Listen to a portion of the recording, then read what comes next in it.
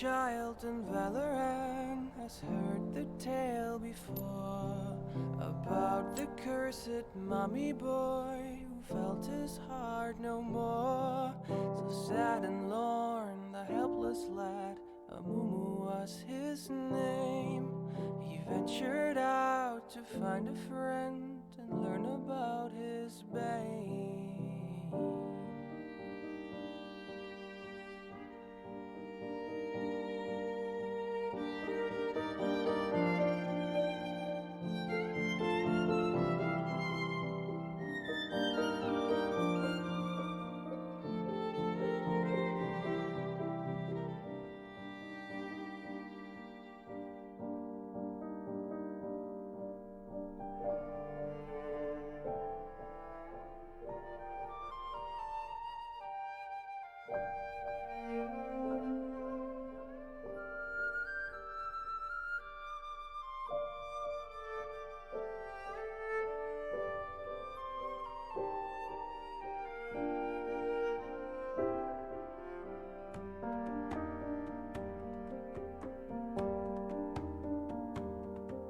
For many years, young Amumu traveled through the lands, determined to make friends if only they would understand. But even when Amumu stood upon the ledge of home, his hope would disappoint him and he would remain alone.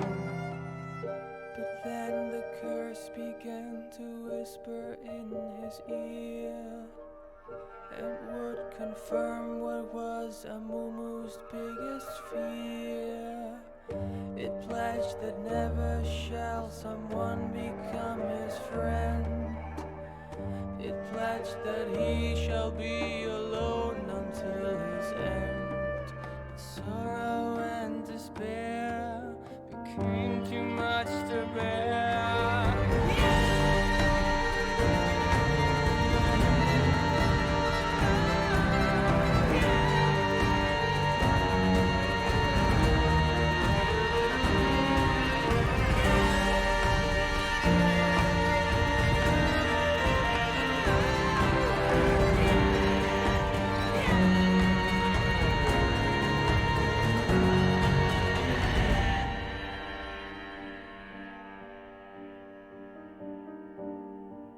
The moment when Amumu realized what he had done, too late it was for him, for them, the evil curse had won. The anger and the anguish overwhelmed his fragile soul and caused a wicked tantrum that he never could control.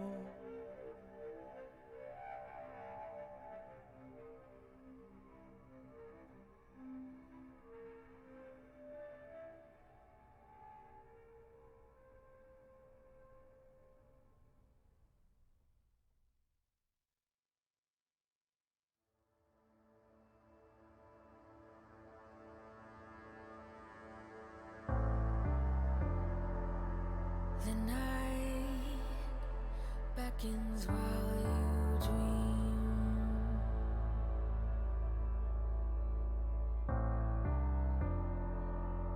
A life never lives in peace.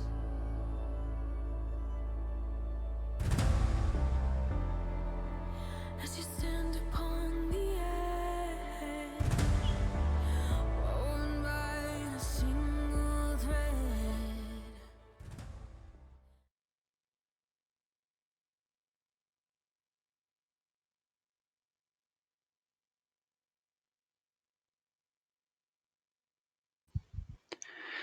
And it seems that we are live. Welcome one, welcome all to another enthralling edition of TCL. Today we have a sick matchup that I'm excited to cast with my man Wally here.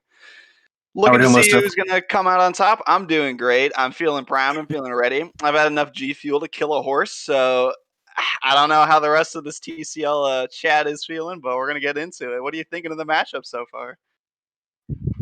like we were talking about before we got live here, I think it's definitely going to be the closest match we've had so far. It's only day 3, so there's definitely a lot of time for me to eat my words on that. But we've got basically some pretty heavy diamond players going against each other in today's match. So I'm really hoping for some fireworks. Yeah, for As it sure. were. I think honestly, looking at these teams stacked up against each other, what I'm looking out for personally is the top side matchups. I think we spoke on this a little before we got into the game, but Bloodbath and Beyond versus Lyle, TJ versus Tranimal, Verd versus Picto, very, very even matched across the board, in my opinion. I think we're going to see a lot of pick ban dedicated to that side of the map. I think Bush League himself, the aggressive man that he is, might receive a couple, but yeah, I'm really excited about it. I think both teams play very similar styles, so who's going to be better at playing it, I think, is the question. Yeah, as things are now, it's really going to be a matter of probably setting up a good advantage in draft. As far as I know, with the mid laners, their champ pool is not the deepest, and Mhm. then ADC is really just kind of rock paper scissors. So if you can kind of get those positions lined up correctly and hopefully pull a fast one with either your jungle or your top flex picks, then that's how you really get a lead going into the game. Yeah, speaking as a resident ADC, who really cares about that role? Pretty dead, if we're being honest. Coin flip it between Jin, MF, Kaisa, and we'll get into it and see what they decide. Blood So starting we it are off actually here to ban first. any particular band specific you're expecting today? Yeah, I was just gonna say Leona Nautilus, Yep. probably top of the list when it comes to because it's Bush League who loves to go in if nothing else, which I gotta respect, I must say. I think some of the carry champs Blood likes to play. You might see something like a Darius ban, something along those lines, just to try and keep him from taking over a game solo. And then also a little sleeper. I think TJ and Tranimal might have a little bit of a waltz to do in the jungle. There's the Darius ban right there. Curious to see if they ban Nautilus here too, or if they try to pivot it into something more topside or jungle oriented. Yeah. Um, since they banned the Leona, there you go, the jungle ban. Can't do I jungle expect a there. return here. TJ's a pretty good Graves player. I would be Mm-hmm. surprised if that made it through the first round, but again, we're Yeah. both here to His eat other our big words character. in the first games. Oh, Nivea. Okay. I actually expected more of like either a Ziggs or a Zillion band there. Yeah, I think Nivea's Word. current state though is just so good; it's hard to leave up. If anyone has any ability to play that champion, it's really meta, so it's really strong to take. Mm-hmm. Um, interestingly, no Jin ban yet, which I think is by far and away the best ADC. We'll see if that comes out in the first rotation. The other big contested picks I'm expecting for today would be Set. There's Talia. That was the second one I was going to say. Hmm. And then, other than Jin, who still hasn't gotten a ban, we've got MF, and then we've got Ash if we want to do more supportive bot side. Yeah, There's the Morgana. mhm. I think an easy first pick here might be that Jin you were just talking about. Its current state, at least as ADC, Dev's comfortable on Jin, and I think Jin honestly has some of the best. What's the word? Synergy with the item set that's currently given. Gale Force obviously coming to mind, giving some mobility to an otherwise stuck in the mud champion. Pantheon. Pantheon. Okay, There's the flex picks we were talking about. absolutely. Now we don't know if that's going support or if it's going top side. Could even be jungle. Mid lane too. There's a lot of options. Nautilus, not surprising. That's one of Bush League's most comfortable champions. Good to pick it up now. More than likely, he's going to get banned in the second rotation anyway. So can't say I'm too shook to see that one. I'm curious if they'd pick up their full bot side here. And there's the Graves. Okay. So we're going to I show think our hands pretty early with the jungle, it looks like. for sure. I think Graves is a good pick. He's pretty strong in the meta right now, and also know TJ's pretty good on that champion, so it's nice to take it away from him there. It's pretty safe, too, if you think you're going into that Pantheon. You don't really have to interact if you don't want to. Absolutely, couldn't agree more. But with that being said, if you pick a Graves, he's going to be pretty selfish picking up resources here, so we'll see how that goes. Okay, like you said, the flex, Pantheon not going to go bot lane unless they go somewhere crazy with Braum. Zillion. There's the Very safe as Zillion. well. Okay. Okay. I'm curious here if they build around the Graves. What do you think? Well, there's a support ADC, so it looks like that actually might be the case. We're going to need some pretty heavy AP damage in the mid so far, Mhm. though.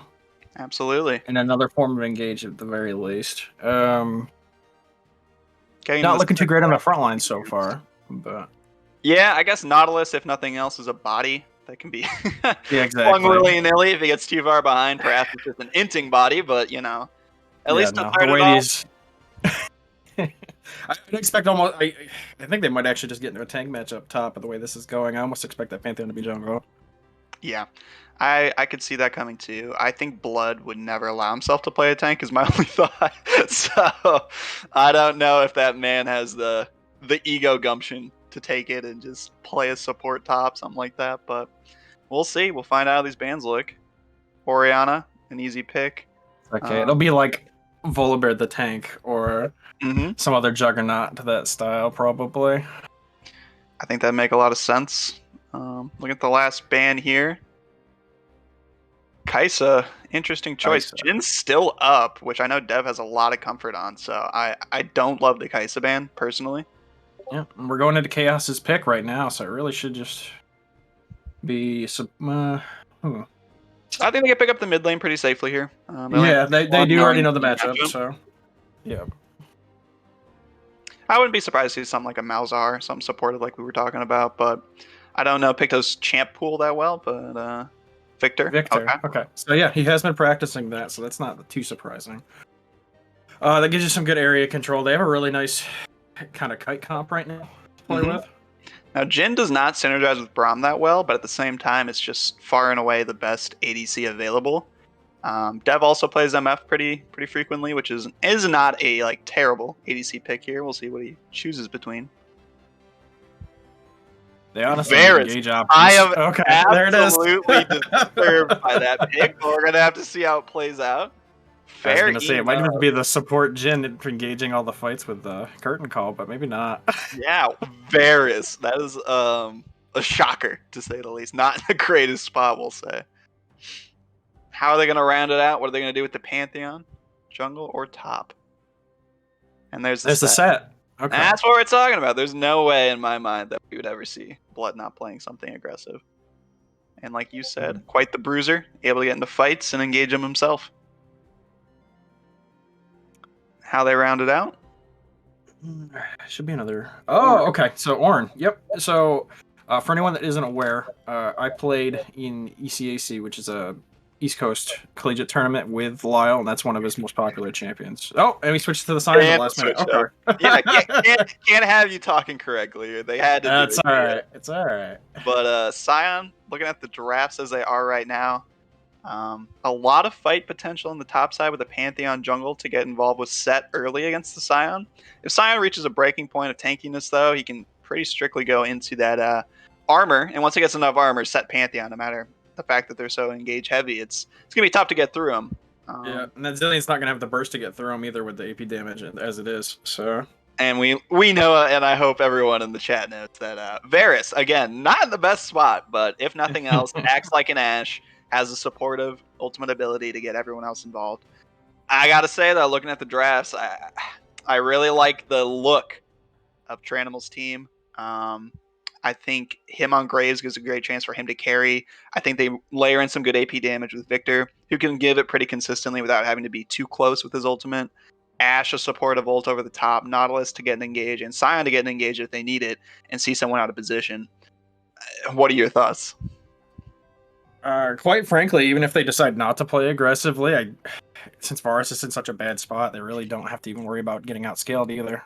Like, the pressure's entirely on Blood's team here to make anything happen, which I'm not even sure they have the tools to do that entirely.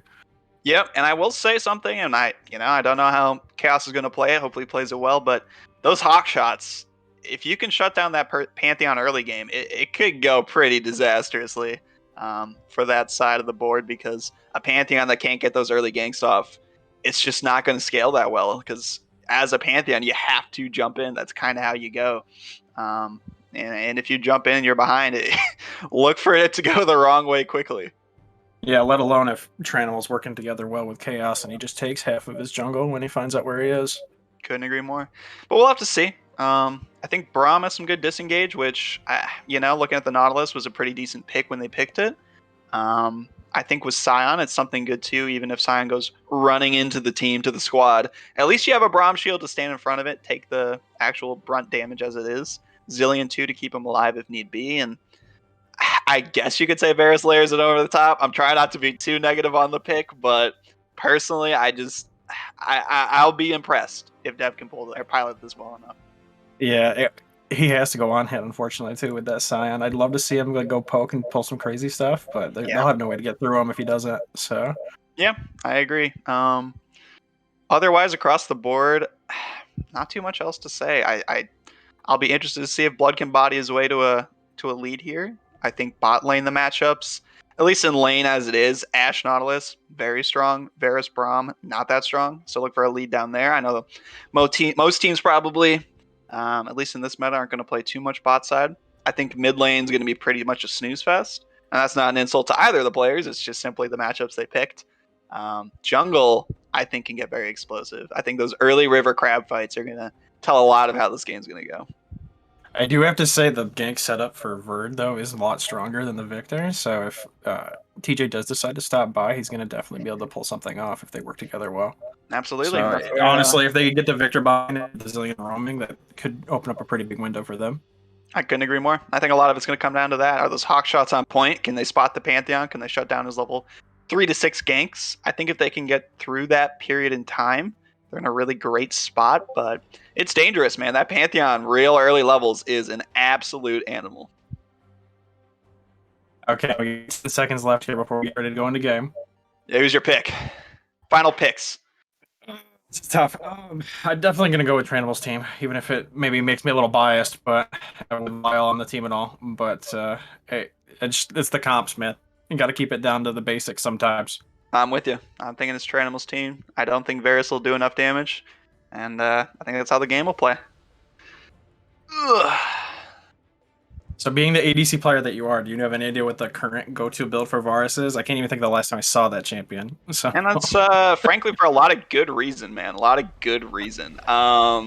Geez, the new items that go with it, Gale Force, I guess you could try to argue it gets into some pen.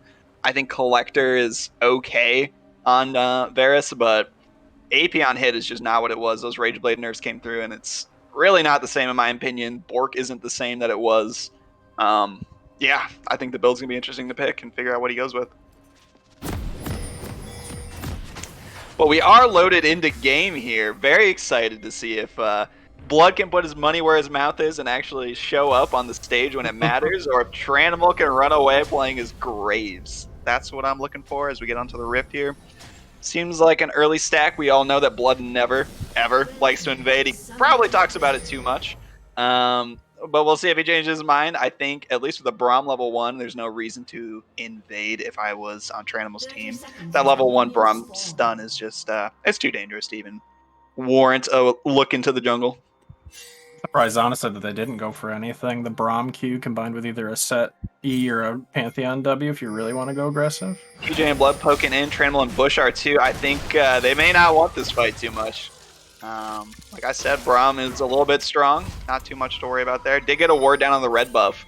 And at the same time, Pantheon was able to push in, get a ward there. It's going to be able to spot Tranimal as he goes from blue toward red side, toward the top. Sees him doing the chickens, and we'll have to see if Graves starts topside, which it looks like he is. And if that's the case, that's a pretty good ward spot. I'm surprised now that Tranimal's actually opting to start his path from that warded territory where he knew they got the ward in. It's really about efficiency there with the Graves. You're kind of picking to be known where you are to be able to get the more efficient red star. Ooh, TJ getting that back in, gets a free 10 gold. Say the game's over as Bully picks up 10 free Gs. Nice little farm start in the mid lane. Nothing too exciting as we get off to the races here. So let's see. Were you thinking any exciting clear is going to come through from the junglers? It's probably just going to be a standard mirror. Yeah, I would agree too. I think it's going to be standard mirror. We just had TJ slip over the back of Tranimal. Or Tranimal, excuse me. Play. I think he can know that the Pantheon clear is not as fast. Also knowing the ward there on the chickens might give this away. We'll see if anyone can play toward that side. Blood, a little bit of a, head down, get the wave pushing. That topside crab, he'll be available for that if it comes around quicker. I'm impressed to see the Grave. Clear to do this, though. Yeah, no, it was definitely a risky move, especially with the Pantheon if he came over, knowing that the ward was there to spot it out. A nice move by Picto to get over to that side of the jungle, though, to offer a little support. You got the Yeah, wave. it looks like they just spot. sniffed it out intuitively. They're looking to vertical. Yep. TJ, I think smartly here noticed that he didn't see Graves walk toward chickens back toward his blue. Knowing then that the blue is up, he probably can easily presume his blue is down. Easy top side. Exchange the bottom side. And here we go in the bot lane. Some auto attacking, some minions dying. Nothing too crazy. Farm leads breaking out yet. Obviously only 2 minutes in the game here. Bush League, though, loves to go in. We'll see if Dev makes sure he maintains his lane identity in the lane as well as staying fairly safe, knowing that hook could come from anywhere. Tranimal sticking all the way in the jungle, doing the full clear, going as deep as the wolves. Really respecting that Pantheon would be on the top, or his bottom side, doing the exact same thing. But there you go, a little bit of a difference in confidence as the Pantheon works his way back out, takes up that bottom crab. Tranimal going to easily pick up the topside crab, and pretty even game so far. Yeah, unfortunately, though, nothing special happens here in the next minute or so. That's going to equalize out to a Tranimal lead. Now here's that level 3 gank in the mid lane. Tranimal flashes. Picto getting stunned up. Oh, we might have a kill here in this bout. Pantheon with a huge spear gets it done. And that's the worry. You get the Pantheon up in those levels 3 to 6. And what do we see? Level 3, Pantheon flashes in, gets the stun set up. Easy kill. Yeah, I took the words right out of my mouth. I was just about to say he's going to end up with a farm deficit if he doesn't make something happen there, and he must have heard me talking smack. Yep. Back to the top side, some beefing going on. Blood going for a trade in the minion wave, takes a lot of damage in return. Lyle really enjoying his comfortable spot, knowing that everyone probably backed after that play in the mid lane, can push up here pretty confidently. As TJ himself is down there clearing his bottom side camp that was left up. Yeah, we do see too in the top side. We've got a 2-potion lead on the side of Lyle here. So if things don't exactly go into any forced trades or anything, he's gonna just keep his small farm lead for a while until there's any jungle intervention. It's pretty early, but those type of things can transition into TP advantages as Tranimal snakes his way into the top side. Might be interested to see if he goes into that little river. Minion. No. Okay. Can't quite see it yet. Lyle smartly pushes it out so he doesn't have vision. Really acutely played. Gets the knockoff. Blood inting, it seems. Good flash play to get away. Blood still taking damage. Gets away. Not too bad. I was he walked back into that Scion and took that knockup. I thought might have trouble there, but able to get away with his passive shield from the hit there as TJ looks to counter gank. This could go disastrously. Tranimal getting jumped on. Lyle looking for the knockup, gets pulled out of it. Tranimal really low HP, gets out of there though. Lyle 2 running away. Can't even, both flashes blown. Tranimal taking a lot of damage, and there's that Pantheon. They're making these plays really early in the game when Graves is looking to scale. I think is a bold move to say the least, as he takes a ton of damage, blows his flash, and gets nothing accomplished. In the sleepy bot side though, we see some farming, which I gotta respect. Dev picking up a bit of a farm lead, farming pretty efficiently so far. I think Chaos can step up a little more in the lane and throw out some more volleys. See, they're playing behind Bush, which I gotta say might be a bit of respect, but you're playing against the Braum when you have the Nautilus over the backside. You don't have to play that scared. You can actually step up and get some trades in with the easy W auto pokes, easy W auto pokes. Right there, still playing timid. Bush League probably calling that out, saying, hey, let's play up a little bit. As they're trying to get the fight started. Tranimal coming over the top, slows in the roots coming, knocked up, but the Braum's got that shield. One more volley over the top, can he get the kill? Flash blown on Reform. As TJ looks to turn it around, coming in, and we also see over the back end, Zillion coming down. If this fight extends, it will be a 4v3. TJ getting the exchanges, Bush stepping up, flashing away. Braum just missing with that. As Bird's coming in as they try to turn it around though, now it's a 4v3, can they get anything from it? Oh, that Pantheon Spear, Devin with the poke, and we have a kill from Bird, really well executed. Seeing him come over the top, everyone landing their skill shots, and here I stand corrected on the Varus, look at him go. We're surprised at the start of that. He's taking so many free autos. I thought it was just going to end in a short trade, but they really were able to squeak that one out there. Yeah, I think it might be a difference as they actually look to invade now, knowing that they have TJ's beating up on Tranimal, bullying him out of it, Reform bully over the top, and he gets a kill on the Tranimal. Wow, that is explosive on the Pantheon. This is exactly what we talked about, right, though. They need to get ahead early, otherwise they're not really going to have a chance. Pantheon ults out of there, and nicely played, doesn't want to take the risk of Nautilus and Ashe coming back around with maybe a potential of Victor swooping in over there. Double bomb landed by Bird, good poke. And yeah, I think honestly what I'm seeing so far is Tranimal and his side not playing to really what their comp is, which is Graves got to scale. And they're looking for these fights that Pantheon just feasts in, right? He wins in these 3v4s especially. When he gets those jumps off, big early damage, already got a serrated Dirk completed. He's really just enjoying the fruits of his labor, being up a level and quite a bit of gold on Tranimal. Yeah, it looks like he's going to be going into the Eclipse here with that Vamp Scepter purchase, so that's going to give him Armor Pen for our front line, and especially going to help him with the Graves and the extended trades. Right. And you know, with Pantheon, the idea is not to scale, obviously. Get the ball rolling early, as he's done very well so far. And quick 2k gold lead before 10 minutes. We'll have to see how it keeps playing out, but I'm impressed with the way Bloodsbane team's been able to execute, getting these early fights going. That's exactly what Pantheon's looking for, getting that early level 3 kill gank. And then being able to transition into some more extended fights where they were able to get a number majority, land some really great skill shots, transition those into kills, as well as asserting himself into Tranimal's jungle. When looking at the board here, it looks like there's a bit of a farm lead too, starting to bolster up for Devin, about 15 as it is right now. Something for, you know, maybe people watching that don't know this, some way to keep track of farm, like, okay, people are up at farm, what does that really mean? If you're up about 13 farm, consider that about as being up a kill. So that's kind of the gold metric you can use. That's at least the one that I use.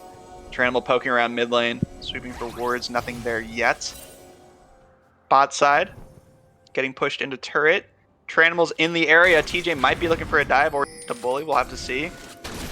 Getting a deep ward down, seeing the fight on the Gromp, rotating up from the bot lane. They might have a play here. Let's see if TJ overextended. Tranimal auto-attacking, got the red buff ticking. Here comes the volley. He's really slow. They can keep it going. Ash arrow over the top, and they get the kill here.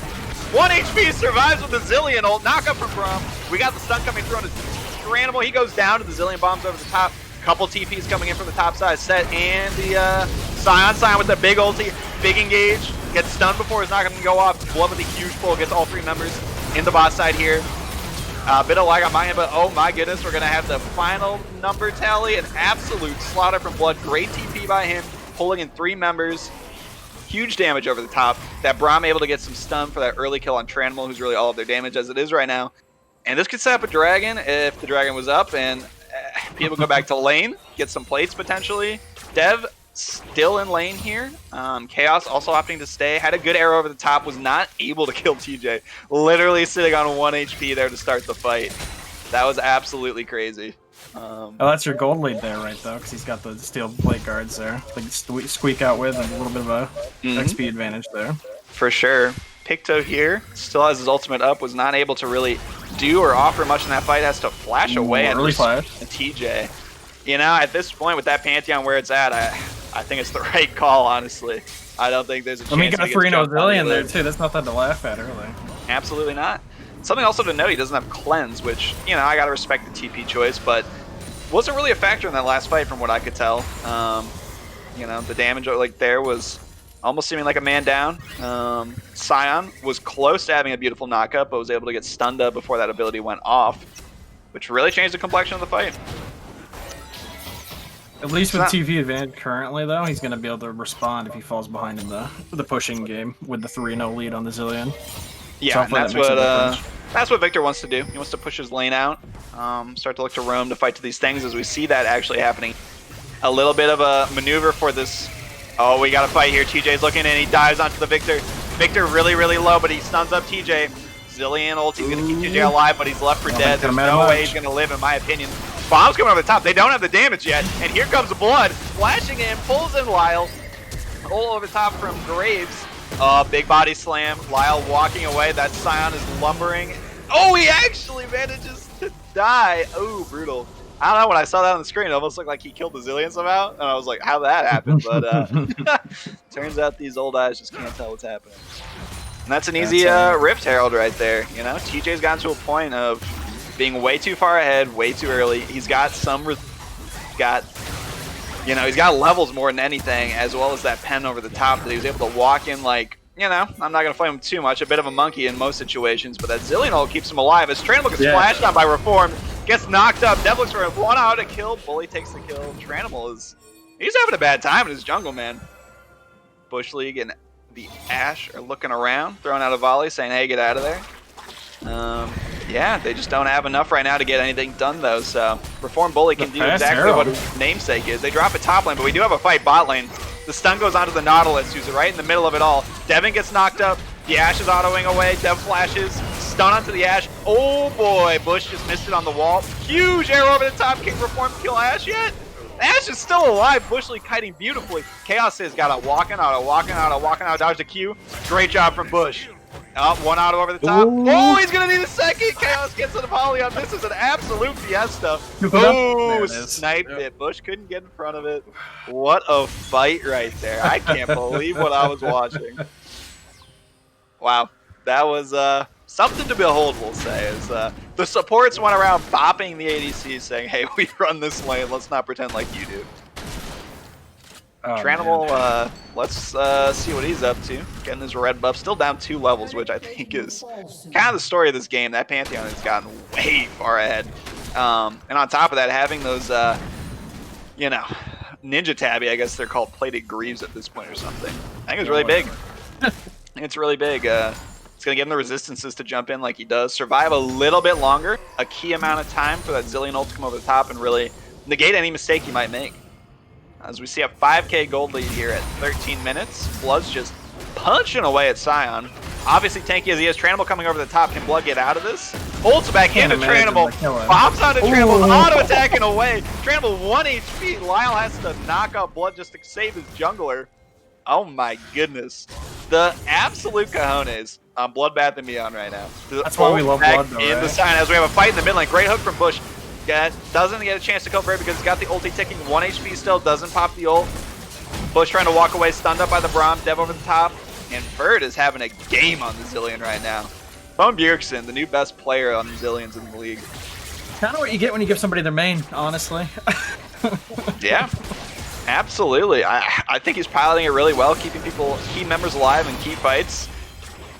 Ashe arrow coming over the top, seemingly see if they couldn't snipe Bird, knowing his ult was down, blocked by the Braum. Transitions into a quick dragon here. That Ashe is looking like a little doe in the headlights. Can he get out of this? Reform Bully misses his ult by a mile. Still might get the kill here. Dev's ult comes over the top. Easy kill from him onto Chaos. Doesn't really matter when you're this far ahead. You can just walk through that turret and auto him to death. As this blossoms into a 6k gold lead and absolutely an easy tower take here.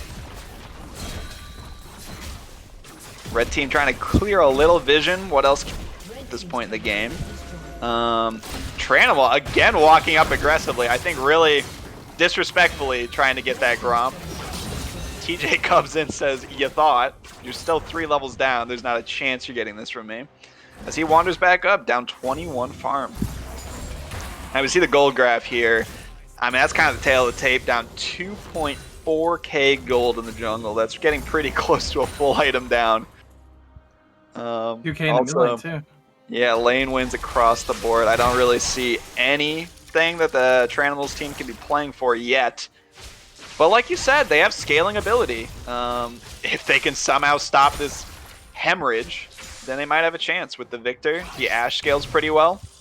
And of course, Graves is probably the one to do it with too if you're gonna stall. So hopefully, the farm will catch up here soon. Really cleanly, consistently 20 down. Really cleanly played by Blood's team too to put them on the clock, knowing that they don't scale that well. 2 dragons taken within the first 15 minutes does not leave a ton of game time before a penultimate fight could come around. And depending on the soul, being Ocean Soul, that's not one you want to give away.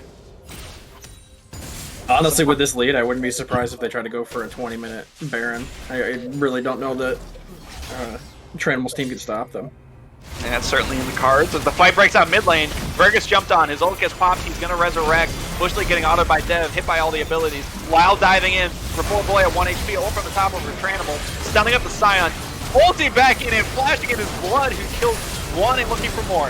TJ's running under the turret. He gets stunned by the Ashe, who Dev pokes from way downtown. Unfortunately, TJ will die under tower at too much CC, but man, what an explosive fight started off there. The Braum was able to disengage for the most part for the re-engage. Blood making an absolutely insane dive in there, autoing away, pulling in the right members, and getting a kill picked up. Quite frankly, they didn't even really get anything out of that. So if you're going to try to shut down for 2 kills and then just keep their lanes neutral, it's really give that advantage to Tranimal's team, honestly, when you're going to scale. Yeah, no, I'd agree with you for the most part. Unfortunately, all they've gotten are 2 tank members, so that doesn't bode too well for the scaling. But big shutdowns, like you said, can play a big role in catching up. Everyone seems to be resetting. Literally a shutdown on everybody but TJ right now. So, I mean, that's a lot of free gold to pick up if they can just get lucky or even set some bush cheeses up or at least get to this next dragon early. So, also something to note is that bot lane CS difference is pretty big at this point. It's getting up to 30, close to 40. Devin also has a nice shutdown. Throws out the ult onto Ashe. TJ's going to dive under turret. This could be an easy kill. Right over top is Verb with the double bomb. Too much CC. Nowhere for that Ashe to be a... Make it look back easy. to the gray screen. I gotta be honest, watching that really just made me want to switch roles. Pushing up here, they have the advantage with the Ashe off the table. They feel like they're free able to push with this gold lead 2 to push this mid turret, which is already below half health. Yeah, it'll go right Should down. be able to knock it down. No problem there.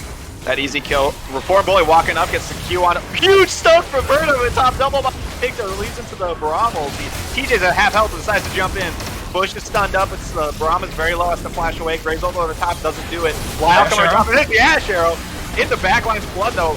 All the carries are focused on Blood, so in the front line, it's front line be the back line. Able to disengage. Blood pretty low, but tanky enough to walk it out. And then it stands a 1-for-1, if you can believe it. A lot flashier than you'd think it would be for a 1-for-1. But... Yeah, that was quite the fireworks for just a 1-for-1 trade there.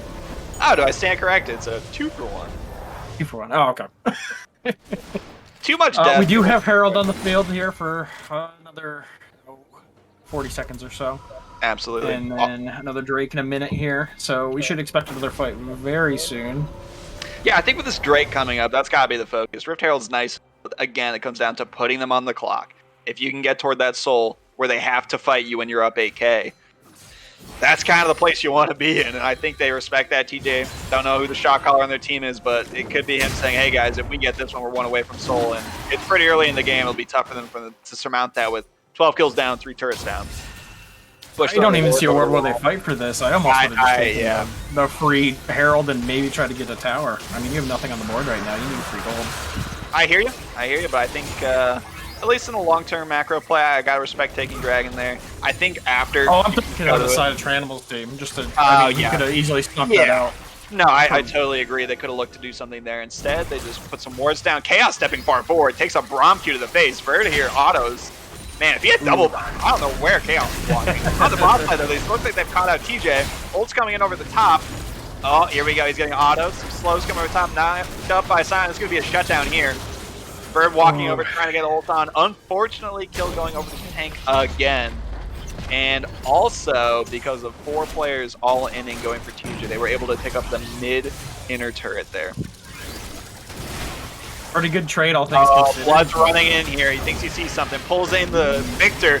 Couple autos. And here comes a bomb. 1 bomb on picked up. That might be able enough to do it. Nautilus is pretty low. It is. And he's blown up as well. This should be easy to take if they decide to keep pushing it. Looking for Tranimal. Looking over the back team. They might be flanking out of taking the turret or looking to dive further. And instead, clear vision. Reset. They know Baron's up. They can start to put down vision and make a play for that next. There's the ping as soon as I say that. Everyone knows the next play on the board. I would almost argue that Tranimal's team probably knows it. If I was Ashe, I'd be throwing hawk shots every 2 seconds because you don't want to face check anything at this point in the game. Yeah, before we get into a fight quick here, that pickup on TJ there, they did get a tower for it, but that is a pretty common thing that happens with Blood and TJ in these late game rotations. They just happen to think they can run the map when they get an early lead, and it'll end up turning around on them if they're not careful. So... Yeah, that was a big shutdown coming out of TJ. Unfortunately, again, went on the go-to, but better take it than not take it. Exactly. Vision setup is the name of the game here. Push out the ward line. Blood is huge. He can keep walking forward, clearing anything in his path. All that Tranimal's team can really do is throw volleys and throw some poke, trying to say, you know, we're here. We're alive still. They set up, TJ autos the Baron. We'll see if they get going into it. Bird in a really good spot. Does get spotted with the hawk shot. Double bomb coming over the top. Tranimal walks into it. Takes both of them to the face. Put it about a half health after that shield goes away. The Baron's being ticked up. He does get some fruit on the side. Bird playing a really smart position here. Tranimal about to walk into it. There it is. With Tranimal up. He does flash away. Blood unable to do it, but this should potentially secure the Baron. They do have an open walk in now. Verd playing really smart over the top, really delaying the path in. Blood walking in. Big old Tranimal 1 HP. Big stunts coming over the top. We flip to the Baron really quickly. Scion's beefing as much as he can. No one can really do anything, though. The Victor was taken out, and here comes the engage again over the top. It's TJ killing him with just the spear and engage. Everyone's caught in it now. Blood's coming in. Chaos is running for his life. Lyle trying to do the best he can to disengage for his team. They kill the Nautilus. Chaos volleying for his life to slow them so he can walk away faster. Blood's chasing him for all that he can. Bird is embarrassing the Lyle corpse. And unfortunately, Ash, welcome to season 11, I think we're in. Your roll, these 30-second timers, it this ain't might be it. game right here. I think it could be. There goes the mid-in hit, Baron up, minions are beefy, no one's alive on the board. I think we're going to see the end of the game here. There goes one. Victor doing what he can. Jumps up by TJ. They're going to fountain. Double stop by Bird, dude. It might kill him. Oh, not quite. Everyone's on the Nexus, though. This should be game. Last ditch effort. Bush goes in with a hook. Stunned up quickly. Dead himself. Braves Tranimal also dead. Man, this is a bloodbath. Scion doing what he can now as they auto it. And that is the game. Is right. A lot more decisive than I thought it was going to be, to be totally honest. Maybe they wanted to make me eat my words, I'm not sure. But I don't think they're going to just take that lying.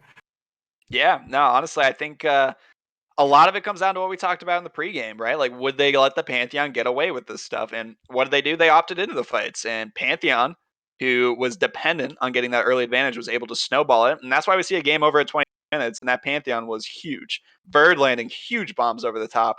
Easy engages off the Pantheon and the set stuns. Does an insane amount of damage in just 23 minutes. If you're doing out just about 1k damage per minute, you're on one right now. You're on one. And that's about where he was at. Yeah, I And don't think we'll see also, the Zillion again for the rest of the series. I can't imagine we will. Also, got to point out when your Scion's doing, you didn't play it right. You didn't play it right. Yeah. And or you didn't give yourself enough chance to scale, which I think was a bit of this. They took some early opt-in fights with the Pantheon. That was the wrong play. Blood was absolutely huge and big engage, managing to escape with his ultimate punch as many times as he felt like. Varus, I gotta say, an admirable job. I don't think it make or break the game, but that ulti was, if nothing else, utilitarian. And Bad champion or not, too, he locked in an early 20-30 CS lead in the start of the game, and he kept it the entire rest of the time. So yeah, absolutely. Even small stuff like that can make a difference when it's you're playing on the back foot. Yeah. Okay. Well, that's it for game one. A pretty decisive and pretty explosive fighting game. We're going to take a quick break, get some popcorn, get some soda, go to the concession stand, support a local vendor. We'll see you for game two, which is sure to live up to the game one hype. We'll see you in a sec. See you, folks.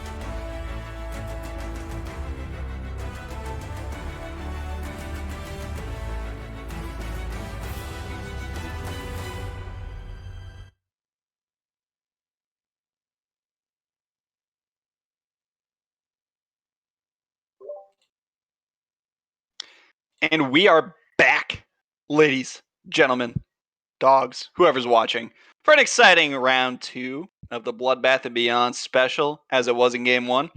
We'll have to see if Tranimal's team can turn it around. I'm interested to see if the draft changes. I expect that it will. A little bit of a scaling comp that took a lot of fights early. That seemed to be the name of the game, in my opinion, as to why they lost so hard. What are your thoughts? Yeah, that's definitely the keyword's pacing, right? So, Bloodbath's team there just completely did exactly what their comp needed to do. So Yeah. it's a little bit of a crisis of identity, right? And I gotta agree. Some picks I don't think will make it through. Zillion comes to mind. That damage graph at 20 minutes was pretty freaking gross. I think the setup with the Zillion to land made very, very simple by the blood pick, as well as TJ able to jump in on select targets. Um, and yeah, I got to give it to Blood's team for being able to pick up the pace when they drafted just that, to be a pace-driven team. And giving Devin Varus, which, I knocked it first, but when they get so far ahead in every other lane, it doesn't really matter because all you're looking for is more engage. For Zillion to layer the bombs, Pantheon to throw the spears, and Blood to punch his little soul out.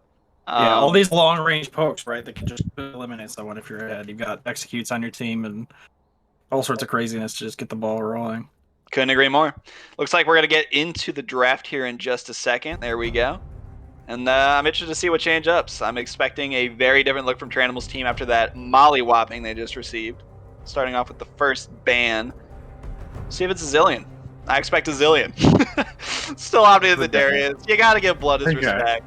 You know what? You got 3 bans. You might as well say, you know what? You did it to us on set. We won't let you get a chance with Darius. I'll be curious to see if the set even gets through the champion select here. That's probably Bennett, Lyle Walt's most comfortable champion. So having first pick, I would think they want to snatch it up, but yeah, that one will be on Blood's team to ban it if that's the case. There's that Anivia ban. Anivia given a lot of respect here. I don't know if the mid laners are just little mini Froggins and I was asleep at the wheel and didn't know that. Kindred ban, Tranimal's probably favorite champ, I'm expecting here. Get into the last ban. Are they going to leave up the Zill? I think they can play around it, and they do let the Zillion through. Oh boy. Yeah, that's a choice. Final ban here, Talia. Yeah. Okay. Man, they're really focusing on Tranimal, saying, hey, that Graves, that one net. Will we get the salty run back, and what would the first pick be? I'm surprised Jin made it through every other time. Oh, so they're gonna go for the Pantheon this time. Okay. I honestly am surprised they didn't just grab the set right away. Yeah, I think Pantheon makes sense though. Bush likes to play engaged supports. They already banned Leona. Nautilus probably would have come in the next rotation. Nautilus wasn't able to do much in lane, frankly, with Chaos playing behind him most of the time. Olaf picked early, looking to get involved. Now, is that Olaf going top or jungle? Bit of a flex pick. And opting into the Ashe, saying, hey, Dev, that R button was good. Let's give one that goes global. Now, the special thing with Olaf here, right? So, Blood's about the only top laner I know still that plays at top. And if, for some weird reason that Pantheon decides he wants to go into the Olaf, he's just going to lose every trade he does. So, it's kind of forced both their hands to make sure that the Pantheon and the Olaf go jungle, and then it's still going to be really bloody no matter what. I need to have a custom chat with every ADC in the league. We're going to have a round table. I'm going to sit these puppies down. What are you picking? What is this? Sivir picked up here. I'm going to stand corrected again, just like the Varus pick, no doubt. We'll see how it goes, It's safe, I guess. You got a spell shield. Probably wasn't comfortable enough on Samira, who has an even brokener spell shield. Yes, that's a word. Don't at me. Galio picked an easy follow-up on the Pantheon. So far, the comp seems pretty self-explanatory on Tranimal's team. Like, hey, we go fast, we jump in. Yeah, we have a run at them comp right now. So we got Verd coming through here. Zillion's still on the table, Ziggs. Yeah. Oh, there's the Ziggs. Okay, fantastic. Okay, yeah. So... Yeah, you thought you liked him throwing stuff before. Now Ziggs is the champ who likes to throw stuff. They really better have something creative in their back pocket here for support and top lane if they really want to make this comp work, though. They're not going to be able to peel off this Pantheon Sivir Galio. Now, I'm expecting maybe even more jungle bans to come through. They're expecting that Pantheon to go to the support side. I guess they're expecting it to go to the jungle, picking it up off of Bush League. I think that was wise to pick the Pantheon as a flex. I'd be surprised with the Nautilus ban coming through if it didn't go support. Now, what are the classic counters to Olaf here if it's not a Pantheon jungle, right? We've got Trundle, who's honestly a garbage fire right now. Nunu, if you're brazen enough. Let's see what else. We've got the Alawi ban for the top lane. Yeah, and I gotta be honest, looking at it as it is right now, but I don't know if the damage is there. I almost feel like you're gonna need some sort of carry jungler. Oof. You need another frontliner for sure, because that Olaf's just gonna be high and dry if he goes in by himself against a comp like that. Yeah, I agree, which I gotta be honest, I might expect to see that Olaf top lane. Blood doesn't like to play tanks, let's be honest. Maybe a tank in the jungle. We'll see if TJ is gonna let that happen. Surprised to see the Seraphine ban. I don't know if that Bully plays really well, but maybe. Bully is more inclined to be the enchanter player, but his go-to would be Soraka, so I'd honestly be surprised if he picked the Seraphine. Yeah, for sure. Let's see the next pick here. Probably going to find out where that Olaf's going. Or they could pick Shen. Shen. So we are going to see Olaf jungle. Shen is a great pick for Blood. He loves playing it. Pretty meta, great global. Especially with the Asher. To the Pantheon and the Galio. Mordekaiser. Something we saw a lot from TCL Season 1. Pretty popular pick. I think it does offer some damage, but I'm expecting a carry to be picked here in the jungle. Quite frankly, its job's mainly just going to be able to keep the Shen where it is.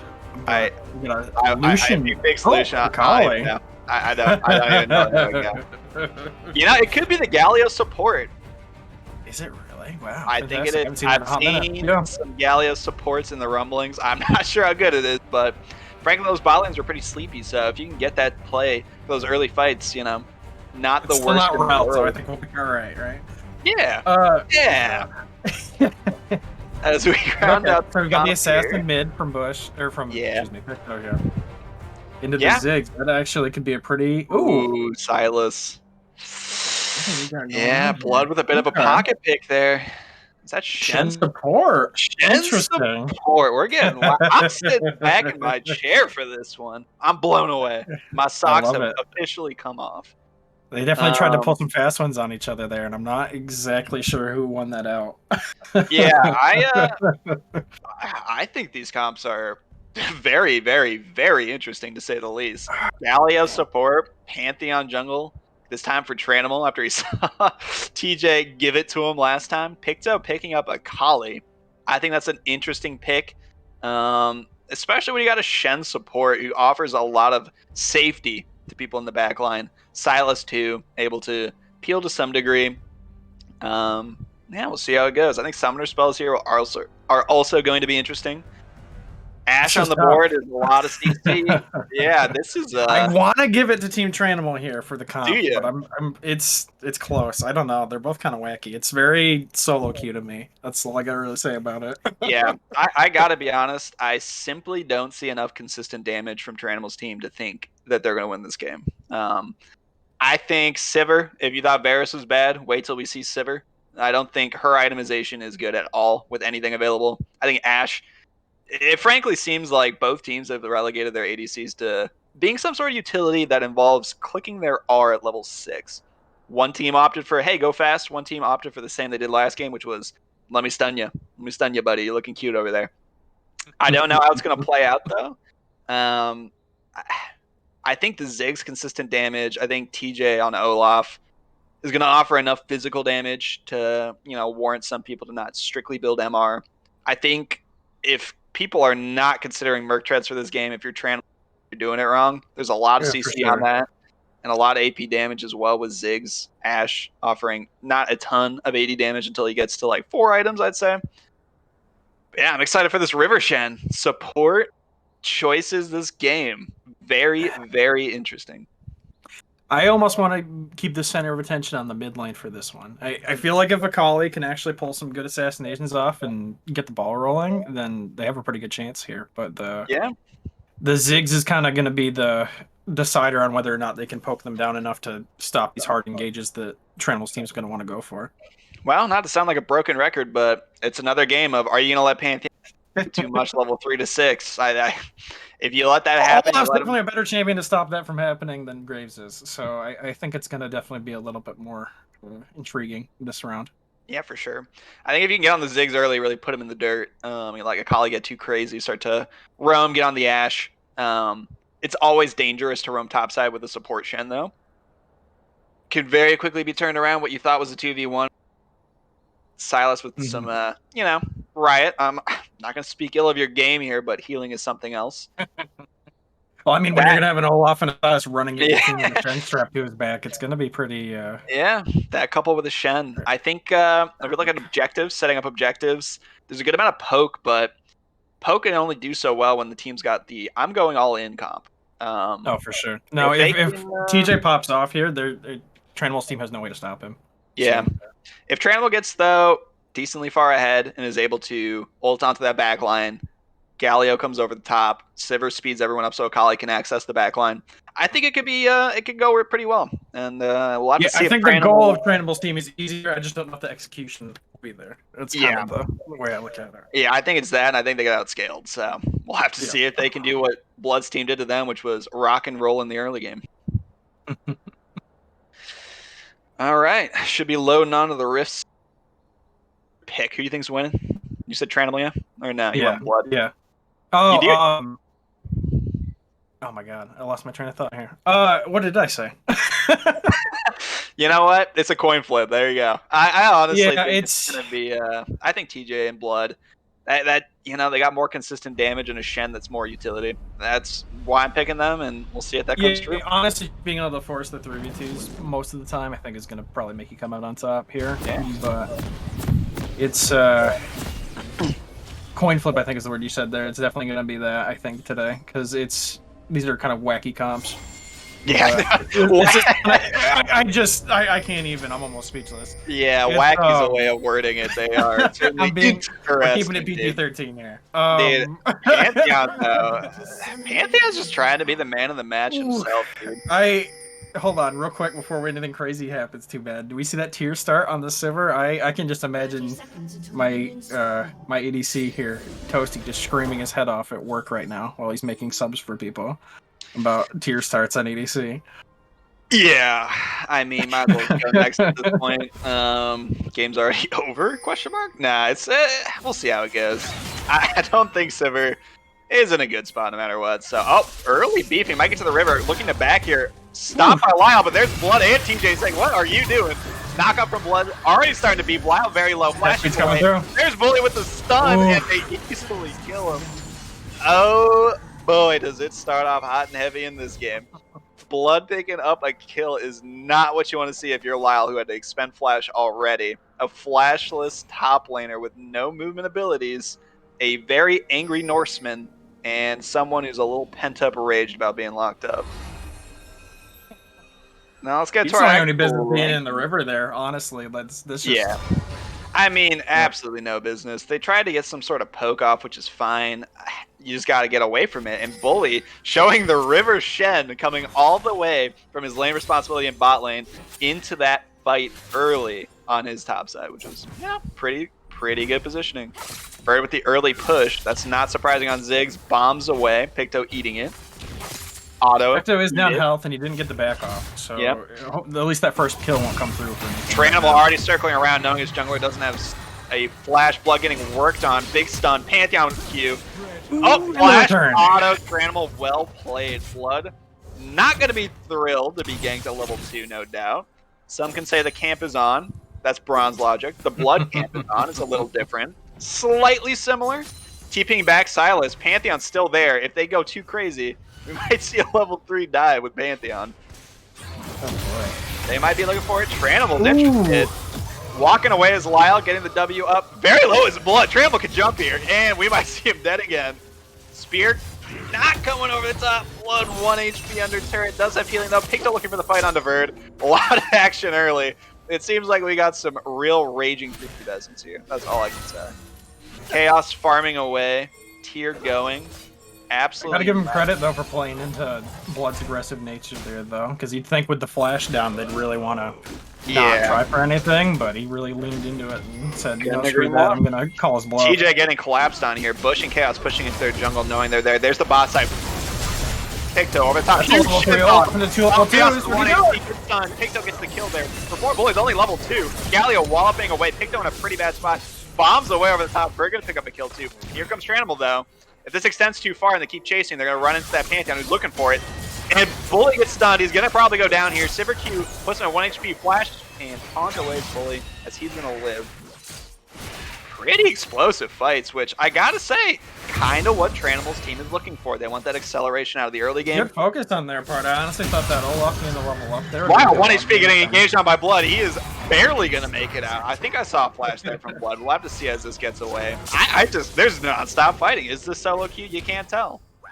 Yeah, I almost think they just threw out the rulebook here and we're like, screw it, we're just gonna bang some rocks together. Lane. Both champions have red buff, but Verd noticeably has pretty much no mana. Olaf clearing a crab. Let's be reminded that all these fights are happening. It's 4 in. I'm just gonna throw it out there. Red buff slowing him down. Red buff slowing him down. Big W actually knocks him forward. Big X? No. This is why I don't gank you. Don't call for ganks anymore. In the bot side, farming away. Sivir stacking that tier very valiantly. Tranimal on a ward. Let's see if they walk away. Dev's calling for it. Flash engage on the Bully, who's too far up after seeing him on the ward. TJ over the top, though. They have to kill these quickly. Tranimal looking for the kill on the Bully, blocking all that damage from Ash. They should be able to disengage this. Stun onto the Olaf. TP coming in over the top. Big knockup on Olaf. They're looking for too much too soon. Double kill from the Sivir. And who thought tier was bad? My God. Big kills. Big push, already 2 kills onto the Sivir, which is great. Pantheon, again, do teams not respect the early Pantheon damage? I gotta ask. And even if it is a Sivir, right, like she does have that base damage on her spells. So if you're gonna eat all that damage on an Olaf because you can't dodge it, you're gonna pay for it. Yeah, absolutely. And frankly, I thought it was a little too aggressive from the side. They had that really great work, which gave them a lot of information. There's an angry Spartan coming our way as the battle gets going up here. Lyle getting some good damage on the Bloods, shields up. Not too much going on, but pushing a wave. Bit of a CS kind of breaking out for Lyle, though. Got to give it to him. I'm sure he's got a lot to say about how that last game went, looking to carry a little harder. Here comes the Pantheon saying, hey, help me, there's a crab up. You know junglers crabs. Probably should see a doctor. Takes a turret shot there. Pretty bad shade from Picto, but does get the Q auto off. Steps on a bomb, which is going to He really doesn't want to die. Nice sidestep, though. Nice sidestep. Got to give it to him.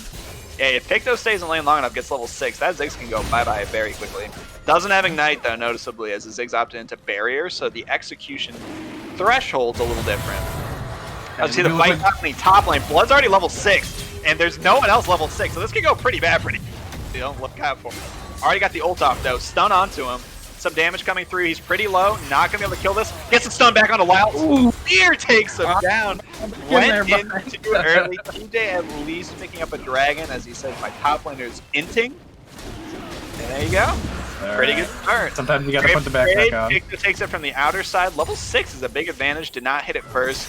Very able to push it in, and my God, is that a CS difference? That's going to be some good damage on that tower there, too. That TP play. Oh, Picto cancels back for no reason. Going to lose even more CS, more turret plating. Ziggs nothing more, and to get that turret down quickly. In the bot side, nothing too crazy. No CS lead really yet. Bush League and Chaos farming pretty well, which I got to say against Nash is not, you know, a bad thing to see. Tranimal trading away the chickens. TJ traded his chickens.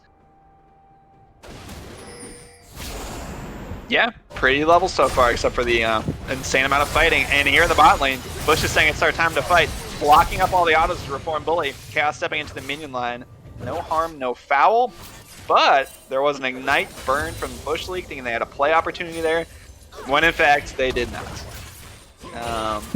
Yeah, I'm expecting another fight here topside soon. They just pinged out TJ, so they have a general idea where he is. They're either gonna try to force this 2v2 with the lead they have, or just I mean, given the way these teams are playing, I'm expecting fights in the fountain in about 30 minutes, but Here comes Tranimal stepping up, gets the full on the blood, gets the ulti down, so they're in the no-no world. Can't go too far out, which actually lets Tranimal walk all the way up.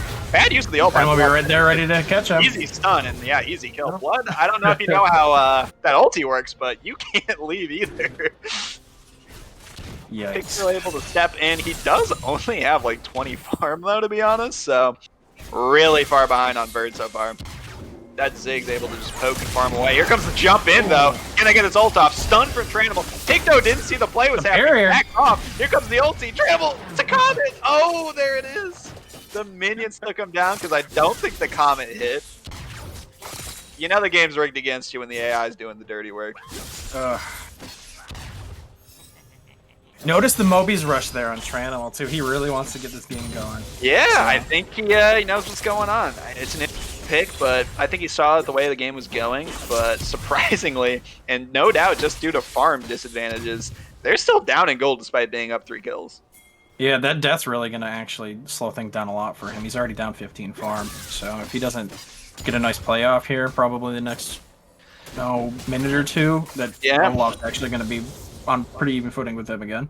Couldn't agree more. And I think what's hard too is if you're playing an assassin like a Kali, you're looking to get that lane push to a degree so you can start to affect other lanes, but against the Ziggs, there's really no downtime. There's no chance for you to breathe and go, all right, let's affect another.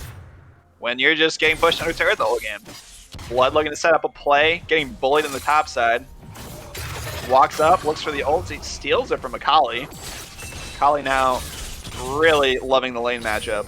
Not getting a single one of those minions. Does pick up I guess is something. Tranimal and Bush League working in tandem. Going all in from the Akali. Misses his Q though. Doesn't get the damage from that. Hits the Q that time. Really disjointed play here. The channel's over the top. Channel. 500 tower. Ooh, good flash from Bush knowing as soon as the bully came out. And Blood walking in. Misses Picto. TJ. It's a 3v1 now. That Akali is in no man's land. Bird. Oh, good flash. Good E. Unfortunately, there's the bomb. Well, he did use his W for that, so that might not be mid-tower, but it's going to be pretty close. That'll be close. Ziggs actually ults the wave for it, knowing that he does so many turrets. All he's got to do is get to the 2 bars, and with the Shen beefing down the turret, it should be an easy pickup here pretty soon. Should have another Chen 12 seconds left on this charge. Yep, Tranimal trying to get involved, knowing he's got the turret to protect him. Autoing away, red buff used onto red smite, I should say. Bird's still looking to push. Eats a tower shot. Who has very well might have just saved the tower. At least yeah, it might have. I can't even say anything. I've done that probably a million times playing the game. And we're pushed in here. Chaos autoing away. That tier's actually getting pretty stacked. I'll give it to him. Not too bad. Hasn't lost the lead given to him, if nothing else. You know, an ADC that scales with a couple items. That 3-item power spike for Chaos isn't terrible. Yeah, especially when you get those early kills, right? Like, yeah. You're just gonna not even feel like you had the tier because you're gonna have all the extra stats to back it up. And they're farming away. They're farming away. It's not too dangerous of a lane. The thing is that great engage to fight in the bot lane. It's tough with the Sivir, if nothing else. That spell shield's gonna block a lot of that engage. Tranimal and TJ though, right here. Let's see if anything comes of it. TJ sees Tranimal, and we're off. And we got the fights going on. Tranimal stun, doesn't use his ulti. Tranimal's still running away. TJ doesn't think he needs to. Autoing away. Okay. And yeah, TJ says, I'm the reason that Wally's in hiding, bro. Starting to auto away at the rift here. Lyle walks in, but he's got smite to heal himself. TJ might honestly be able to win this. Yeah, TJ has no ult here. He should be dead alright. Up. Here we go, autoing away. It's the Olaf battle, and Lyle able to burst him down slowly, but surely. Okay. I respect that. Blood here. Are they going for this 2v1 play? Blood should be able to get out of this. Yeah, that's the Shuriken. And in the meantime, Zig's able actually to kill the Meanwhile, you're getting the mid tower taken. Take half the health of Picto. Looks for the all in. R used. Q misses. Still gets the auto off. Q again. Without that barrier, there shouldn't be a kill here. Yeah. Wow, 1 HP and the Cosmic kill. I don't know. Man. Got to get barrier there, but really overplaying it. Meanwhile, in the bot lane, Reformed Bully knows that no one's really alive to fight. Especially actually himself looks for the engage, gets the stun, auto's blocked. Q going way wide by Chaos there. Wins the war coming in with top. Just good trade. Just a good trade. Nothing fancy. Dragon should be getting set up soon. Only 1 taken so far. TJ, pretty far ahead now, down 2-3, but we saw that 1v1 win. Like you said, that stun from Pantheon doesn't really do much against, an Olaf. Yeah, I think the name of the game this time too is going to be this mid lead again. Like, no mid tower early against the Ziggs, and you've got Shen ult down still, and the Akali can barely solo kill him as it is. So I really like. He's just going to rotate out to these other lanes and start bringing down towers if they don't. Couldn't agree more. Tranimal able to sneak in though. I don't think they saw him. We'll see if Shen steps up trying to get some into that middle bush here. If he does, he's in danger. Good hawk shot, but not the right way. He doesn't know it yet. Dev over the top, gonna get ulted by this. TP immediately, great call out. Ulti is over the top from Sivir. And here comes Blood over the top. Great spell shield. I think he might have negated the ultimate from Silas there. The knockup comes through. Chaos able to get out. Can he get back into the fight though? Still coming over the top fighting. Blood really, really low. They need to kill him before he gets further. Reform Bully getting run down by Picto who roamed himself down. And here comes Olaf. It's about to feel real ADC, brother. Gets hit, though, gonna get killed, and that's actually really good because it's a shutdown, I think. Dev steps way too far for it as another TP comes over, and wow, look at that fight. Tranimal's team really coming through when it needs to. Bird was not involved. He's the most fed member of their team as they actually ult in on him. Bird might be in trouble here. Throws the bomb. Great flash bomb away. You can tell this guy plays that champion. Tranimal, though, does have Mobies. A little bit longer. Yep, he's in stun range. Big damage down, big damage back. Here comes the ulti bomb, able to flash away. Reform Bully just misses the Shenton. Ah, man, I think they could have fought that. If they knew 3 members were dead, Reform Bully's in a bad spot. Wow, Lyle remembered. Lyle remembers that there's no one on the map. The Olaf running straight to it. I don't know because he missed all his abilities, but there it is. Oh, nope. Great awareness from Lyle. I think Picto might have been asleep at the wheel with his support and AD without realizing that, hey, everybody's dead. That Shen who just jumped over the wall, yeah, he's all alone. TJ though, Hawkshot seeing the dragon being taken, Lyle bodying away as much as he can. TJ doesn't have ult though, so that Shen or that Olaf can't walk too far forward without being scared. This is the axe, gonna have to wait on that cooldown a little bit. Chaos putting some damage in. Bird trying to get the token. We're gonna have a fight here too. This is actually a really disadvantaged fight. They kill Bird here, big shutdown. They do get the kill. TJ in a horrible spot, also going down. Let's see if they can transition that. I think mid turret's available, and they have a look at Rift. Blue team double kill. Yeah, wow. Honestly, there should be a free conversion for Rift and for Tower if they play it right. I can't believe they decided to take that fight, frankly. Knowing you're not members, knowing Blood the rundown factor of Tranimal's team's really starting to come through. It's pretty bad, but hey, Chaos is making that Sivir look good. 5 assists, all you have to do is yell really loudly. And here's some well, unfortunately for TJ, the screaming isn't working out in his favor, so hopefully... I think if anyone's screaming this match, it's Blood inside, let's be honest. Sitting at 1-4 on Silas, down about 50 farm. Lyle really asserting some dominance. Great awareness, picking up that Shen kill. Great fight. Knowing they could take it with Silas being top, no TP. Yeah, really well executed on that fight there. And they actually gold lead almost. Big damage from that Q. Able for Bush League to jump in. Big ulti from Sivir coming over the top now. Tranimal just needs to get out to 1. Does get the stun to Shen. Ash Arrow comes over top to try and save him. Does get the save. Big Sivir Q though. Wow, that actually hurts a lot more than I was expecting. Picto. Ooh, he's exhausted. Damn! Big damage. Not Picto. I meant Bird. We know what I meant. Huge damage. If that landed in the center, man, and that hit that Galio's spell shield, we might see a statue down. Don't tell the South. All right, so we do have TJ going for our Herald here. Hopefully gets pulled back into pockets. Yeah, definitely. I think Rift Herald, frankly, I think that was available for Tranimal's. They transitioned that a little earlier. Instead, they gave up priority. Do have the pink ward there, so this could be another fight. Picto in a huge spot. Bird way far up, misses the E. Oh my goodness. TJ back at this for free now. TJ does take it. They're both level 9. It was just a better smite. Lyle's getting his ulti stolen from Blood. Now Blood can take someone out of the fight, and he does. And the fight goes in. Shen comes in over the top of the Galio ult 2. Takes over the top looking for Bird, gets onto him. This is big because that's a lot of damage out of the fight right now. Form Bully and Bush. Lyle getting mollywopped. Or excuse me, Blood getting mollywopped, and then easy flash. Picks up the Shen too. You know, they do pick up or lose the Rift Herald there. A better smite coming over from TJ. Got to give it to him. At the same time, it out too with like 50 health. So yeah, they oh TJ here. Chaos teams them on the ward. He needs to run earlier. Now he's in a really bad spot. Here's a very angry Norseman coming down. Thor's hammer feeling him. Yeah, you're an ADC, brother.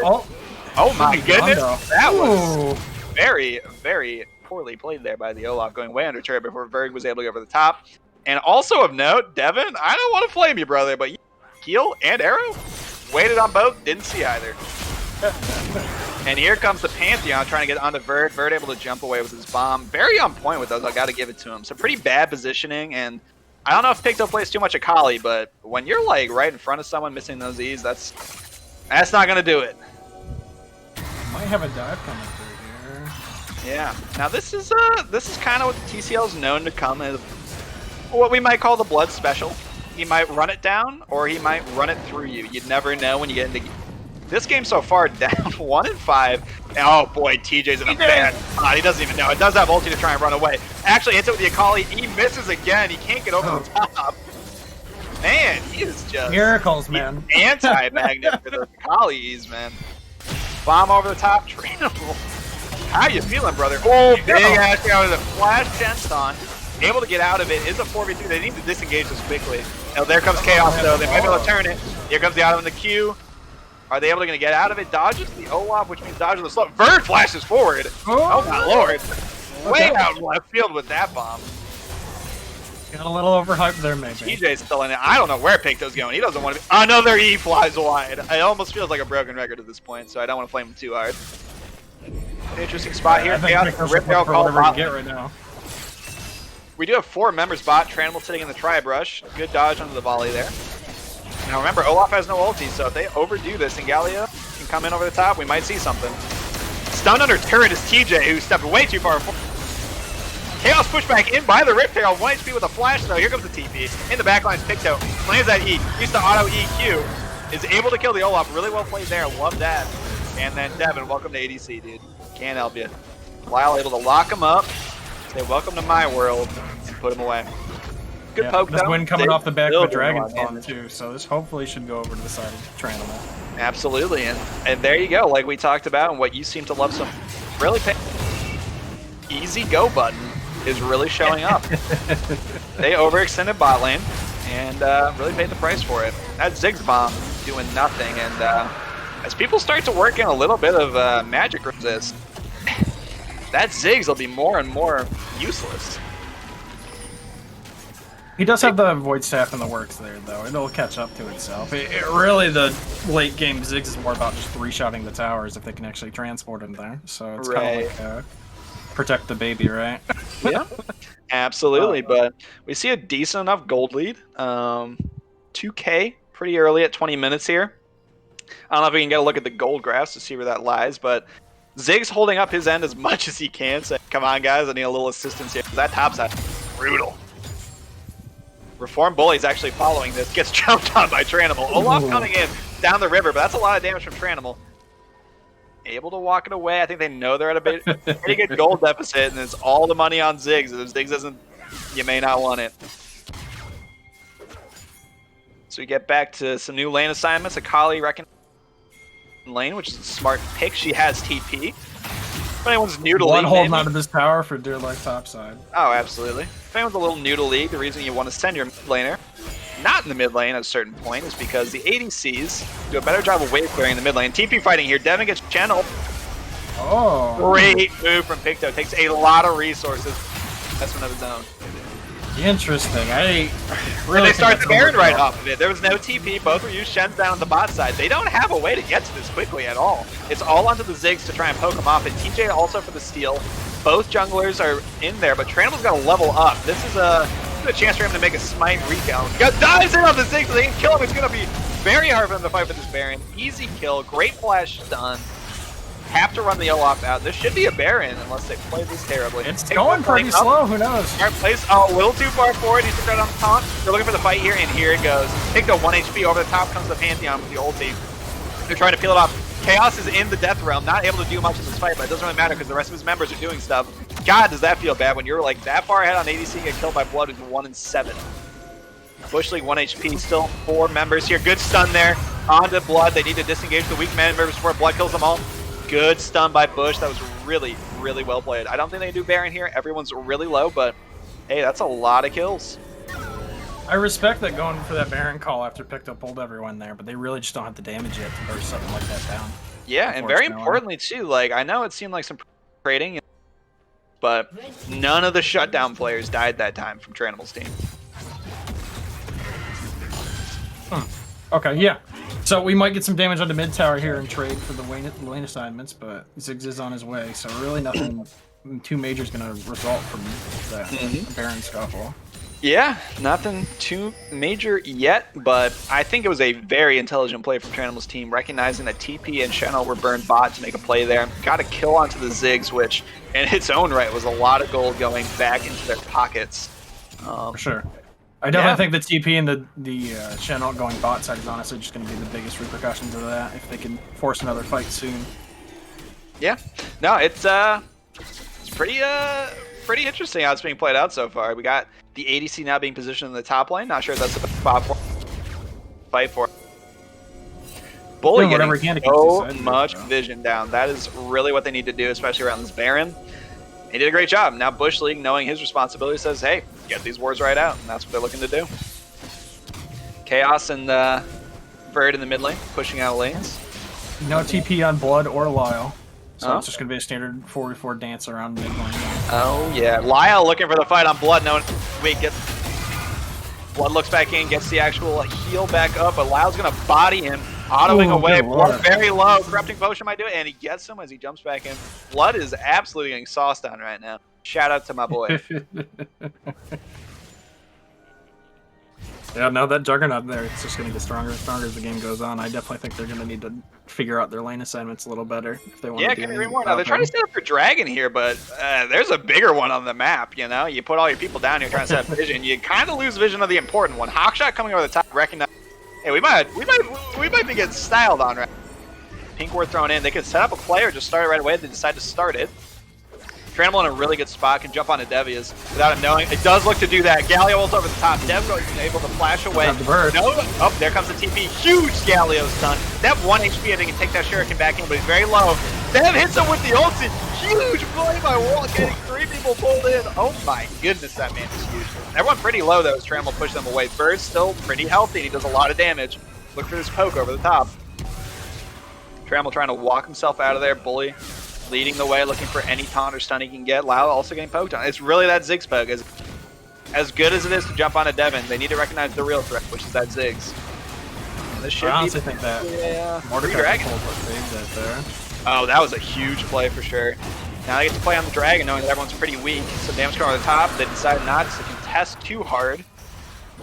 And yeah, making all that play on the Ashe, he was able to flash away smartly. Devin actually, I don't know if you caught it there, Akali was flying into 5 people and took an arrow to the face. Now, this isn't Skyrim, but his adventure was about as bad as that one's. Yeah, I don't know. He might not be an adventurer or anything for that matter. Much longer. Yeah, and I was looking at some of the itemization here. Sivir is pretty far ahead. I think that picking up Executioner's Calling is pretty big. If nothing else, you're going to stop some of the healing on that Stylus, who is, despite being 2-7, somehow still relevant. Welcome to League. Devin. It'll slow down the Olaf too, so makes a difference. Yeah, and Devin actually being able to pick up Runins here if he gets an opportunity in a decent front-to-back fight. Should be able to slow people, which is pretty huge. As I say, I do notice the Night Harvester on the Kali there. I think that's doing a lot to cut into his damage profile. It's giving him upfront burst, which is really not what he needs right now. I agree. He's not able to get the picks. Yeah, especially when we went TP. Barrier on Bird, it's pretty tough. Yeah, I kind of agree with you. Otherwise, across the board, that Mordekaiser is huge. That is a problem. And he's just going to keep getting bigger. That Rift Maker, I really don't know that there's anybody on this team that can 1v1 him by a long shot. Yeah, and as it gets down to it, it can be a point where if by some act of God, Lyle can get in a position to ult Bird out, they can run that fight over. There will be no competitive damage. And there's Ziggs stepping up a little far forward. Let alone with Mordekaiser that large, you can look for Wild standing on a ward, recognizes it now, able to clear that. Unfortunately, Akali's in base, so no fight really going to happen here. He does have TP available. Blood, lurking, going to find some farm. Gotta respect that. Put wave building down there. He might be able to squeak out a tower if they aren't careful. Yeah, I think he's going to pressure it for sure. Akali recognizing, oh wait, I have to pick that up. Does so now. And we got some posturing. Bird, though, gets an easy look at the turret. With that bomb, it's going to go down. And that's just, frankly, some bad positioning from Tranimal's team. Still in a bad spot, knowing they can't do the Baron as is. And allowing an easy push. Yeah. Now they got to try and stop it. Sivir, though, known for a wave clear. Got to give it to her. That's a pretty good piece. able to push these minions out as fast as they come in. And the fight's going to start off. Tranimal jumping, going on to Devin again. They're using all their... Oh, Galio coming around to Devin. Devin goes down, and Bully's going to come next. There comes Blood over the top. Flash heal by the Sivir gets him out of it. Really well played. Here comes Blood. Gets his Zonias off. Shouldn't really keep him alive for too long. And Kyle will put him away. Going for more. Looking for Verd, maybe TJ. Takes a lot of bombs more than anything after eating a minion. They should be able to push toward the Baron here. Don't see any reason why not. It will be up to Verd to throw it over the wall. Oh, big pullback from TJ. Able to jump in onto the Ziggs. Who's going to die potentially to minions. 1 HP on that Ziggs. Oh my lord. Coming over the top with his spear and not able to kill him either. TJ's going to go in. Lyle's under turret. Might be able to live. Triumph. One more. Brutal gets out. That's something that, I don't know how many puckers there are in chat right now, but I certainly am. Able to get away with 1 HP. That Ziggs. I mean, wow. Perfect Zonia's timing. Able to live too. Lord. Now, as cool as that all was, they could have taken this fight at the Baron Pit, where they could have actually transitioned it into a huge lead. Yeah. Instead, they just take it. Really not many contest any of that, so they really should have just been free for them. Yeah, so if I was TJ's team, not the end of the world. You lose a kill, that Baron's still on the map, and not in their hands. We do have TPs up on Blood, and Lyles is about to be up soon. We picked those up. We really should be seeing some 4-1s starting to get going if they really want to accelerate this game. Couldn't agree more. Let's see here. Some vision, totally dark. Gonna have to push into that. They are far ahead. All you gotta do is he's big enough, and frankly, if he gets jumped on, the problem with jumping on Mordekaiser is he can. So where you think you caught him out, it's actually gonna get transitioned to a 1v1 rather than being a. So that's why you get to send him in first. It's pretty low risk, knowing that if he does get jumped on, he can help himself without needing the help of others. I do want to point out, too, that was just a stopwatch on the side of Verd. It isn't an hourglass, so that is down for the foreseeable future. Tranimal getting on the Blood. Blood stepping way too far forward, way alone on the map, and on Baron's side, which is brutal. Does have Pantheon ult, might be able to get away with it. There's no more stun on Tranimal if he uses it right now. Opting just to walk it out. He should be able to. Although there's Tranimal. Wait, Blood goes back in. Tries to duck away, gets stunned up by the Galio. There's the Zonias again. Lao might ult him under turret. We'll see. They're beefing. They have the damage to dive, and they do. Meanwhile, they decided, hey, wait, you're sending way too many people after Blood, and we have a Ziggs. Ziggs able to blow up the Sivir. They might get an in for this. Way too far of an overextension. Bird pushing it in, knowing he can carry the team with the damage on the Ziggs, and they can transition this into a Dragon, but if they do so, they might give up the Baron. That's going to be some pretty slow damage as it comes out from there. TJ recognizing that, saying, hey, you two go to Dragon, I might go to the Baron. But here comes the damage. Lyle's far enough ahead that he can actually start to burn this Dragon down. Great hawk shot from Dev to spot it out. Ziggs coming in. This is going to look real bad if they get there. TJ's able to walk in. They need to get off this Baron quickly. Now, what's some fantastic strong side play on this side? Yeah. Oh, and they're way far forward now. Here comes the Pantheon all over the top. And here's Picto. This could look pretty good. Lyle's got someone in the Death Realm. It's Devin. Can he get onto Devin and kill him before it gets too far forward? Able to kill the Shen quickly. Picto misses his E and gets into the fight. Able to get away? No, he's not. Tranimal get back into the beef. Throws Spear forward. Here comes Lyle, the member of the team you need. Jumps onto the Ziggs. Can't kill the Ziggs. That's huge. Might be able to turn us around now. Lyle getting in there. Immediately executed by Blood. No one expects that damage. It's amazing how far behind you can get and still do damage in this game. As a top laner. Silas do be scaling, huh? Relegated to clearing some waves as they pick up a free dragon now. And I think it's got to the point that we talked about. I think the scaling's there. I think they got enough online that I think Blood's team can start to bring it back even though they're down 12 kills. To be frank, that's 30-second timers there. I almost think they should just go straight to the Baron. I'm not sure what would stop them. I mean, maybe the Silver Pole? Yeah, I think that's a possibility. I know they had Galio coming back up eventually. But yeah, I think they could have potentially done that. I don't think they thought they had enough consistent damage to do it with just a Silas. Olaf, though, does a lot of damage. Unfortunately, if you're attacking the Baron, that Olaf's going to do less damage to it. So, sure, that could be their thought there. But that does give them soul pressure, so that's worthy in its own right. I'm not sure exactly how good Air Soul is for this team. It does give them more Ziggs and Ashe ults. And yeah, I think it could actually be pretty big, especially if you're looking at Blood's ulti. Pretty quick cooldown. Also, if you can get TJ, by whatever reason, able to ulti, get out of a fight if it extends long enough to be able to have that ult up again by a 3v3 or a 2v3, could be big. Yeah, if anything, I mean, it gives you more chances to have the Olaf transport the Shen to the back line. There, yeah, I was just about to call that out myself. Shen with a quicker ulti is, and frankly, a lot of what we're looking at here too is that I have not seen that Akali pick do enough. I know he's 5'4", but down so much CS means you're down so much experience. And when you don't have levels on Akali, you're not doing as much. They think they caught a teammate here who has to blow his ulti. Stun used, but it doesn't matter because Olaf ulted. Hits the Akali. Does he take it? I hope not. Walks it out, no problem. That does allow some priority to go get some vision on the Baron. Yeah, looks like we're just gonna... Oh, maybe it'll be a repeat of last time here. We do have the better positioning on the side. Yeah. They gave up the inside angle, though, and here. was able to push it up. Now they can actually themselves go to Baron. For those of you at home, that's a lot of what it comes down to. Tranimal caught out here, flashes into the team. Galio over the top. No one's attacking anyone. I don't know what's going on. Another bolt coming over, stolen by Blood. That's a huge play. Big pull by Lau, gets everybody involved. Gets the Zonia, and the damage is still ticking over the top. Picto in, gets the kill onto Dev. Oh, and there's Chaos in the backline. We forgot about the Sivir. Gets the kill onto Blood, has Executioner, should be able to kill everybody. Loud, and the heal comes over the top. Blood trying to walk over, gets over the wall. They should go immediately to Baron. I gotta say, that snap decision from Tranimal to flash in and the force the engage. Absolutely. Tranimal is being it hard, saying, my man, get over here. This is a big play, big fight, and Lyle with that zone is able to leave his aura up, dealing constant damage while taking none himself. Really well played from him too in that fight. Yeah, and honestly, even the Chaos, right? The Sivir pick is starting to come through, like the re-engage and the corridor fights with the bouncing of the W. It's really starting to fill its No one got to the Sivir, and you know, still actually a pick. Blood ulted out so he can't steal the Baron. Goes down to the team. Blood trying to get onto Chaos, walking away. Hit over the top, jumps back in because he has to, and goes down to Tranimal. Big play there. Now we do have Baron. Let's see what they can do with it. With a Sivir and that wave push, they have some options. I know that Ziggs has wave clear, has a lot of bombs to throw, good poke, but against Baroned up minions who take very much decreased magic damage, we'll see how it goes.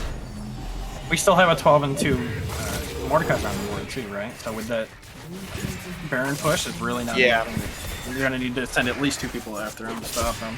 Lyle's asking everyone to get in his Jansport right now, and to go, what are we doing here? Absolutely dominating on that Mordekaiser, really playing it well, making Blood his first game, you know? Blood had the upper hand. Here, Lyle showing his dams. Don't sleep on me. I got to give Tranimal credit too, because he's definitely outperforming the TG on the Pantheon here. I really want to show him how it's done. Yeah. It's definitely a slower game than last time just because of the champion picks, but he's really doing what he needs to do to get points on the board. And I got to give it to both these teams, really trying to change the title a bit. Jumping into the Olaf does get some big damage down. Here comes the Galio ult over the top. They got TJ down to half health. Sivir ult attacks over the top. In comes the autos, the bounces, the Q over the top. Fully running away as much as he can. Chaos getting all the damage he needs. Big damage out of the Sivir. I'm really impressed with how he's playing that champion. Wow, and then there was Bird. By jumping on the Olaf, they managed to transition that. Now they might be able to push for an end. They do have Baron. Over the top comes the Pantheon, jumps on him, stun down. Barrier used, is that going to be enough? One auto should do it, and there, that's disrespectful using Gale Force to get that kill.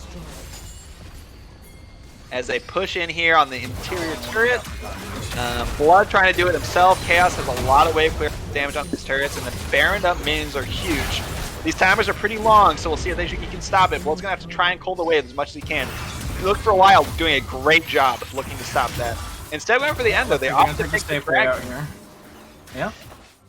They know if they lose this fight and, you know, overpush it, they'll lose the dragon, which is Soul, unfortunately. So they opt for turn around, say hey, let's pick up the simple Cloud Drake. Yeah. No harm. A pretty large wave to pivot to bot. Now, Akali using teleport, I think, is doing a little too much. You got Baron recalls, everyone's just respawning. There's no way they get there in time. So really just got to mid lane a little faster. That might be big. We'll see how big that plays out down the line. It's tough to say, honestly. I'd say it's going to matter quite a bit, but Verd's able to pretty much just respond to any side waves that would come through anyway. So. Absolutely, but with mid cracked on the inhibitor, you really want to start getting people into those top and bottom lanes to try and put pressure on the non-inhib broken lanes. And if that's the case, not having a TP to get into fights on the opposite side, that could be big. We'll see how it goes with the Kali. And really, if it comes down to splitting top and bot, who's going to answer the Mordekaiser? Like, that's the key question here. Absolutely. Now, they get onto the blood. Mordekaiser looking for it. Putting him in the ult's going to be big. Galio hoofing it through the jungle with that little speed shrine. Okay, so let's see. Any major items coming through so far? We've got the Hourglass working through here through Ziggs. Yeah, I mean, Sivir's about full build here. Bloodthirster online. Got the Gale Force. Got the Mortal Reminder. She's looking to be in a really good spot. I know it's not the best pick in the world in terms of, the champion in the meta, but hey, he's doing his job. They haven't really been able to get to him, and if she's really able to pre-fire, she's going to do a lot of damage. I mean, we're in a 40-minute game, and Sivir's great into 40-minute games. I don't care what it is in the State of League, but yeah, what's the classic? The 400 CS win con for Sivir, right? That's how it goes.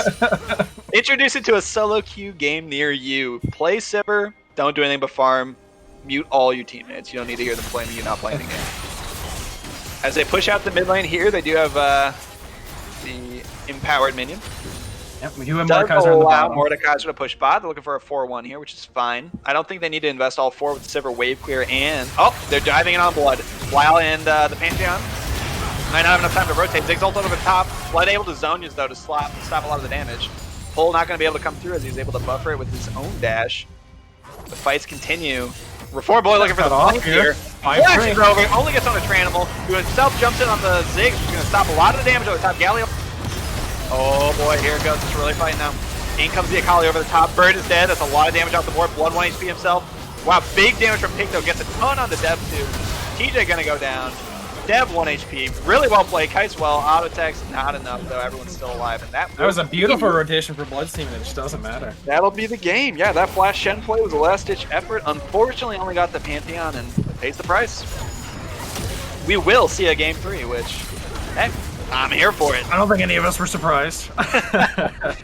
And there you go. We could assume, you know what? Let's be honest. The season's always been rigged. There's a certain overlord. I don't know. We all know him in chat. His name's Abarn. It's scripted. What can I say? All right, this is WWE. Exactly, right? But no, I think the Pantheon pick, really the man in charge. I don't know. Teams haven't been warding for him. Haven't been looking for those level 3 ganks, and they've really been paying the price. I'd be interested to see if he gets through to the 3rd game.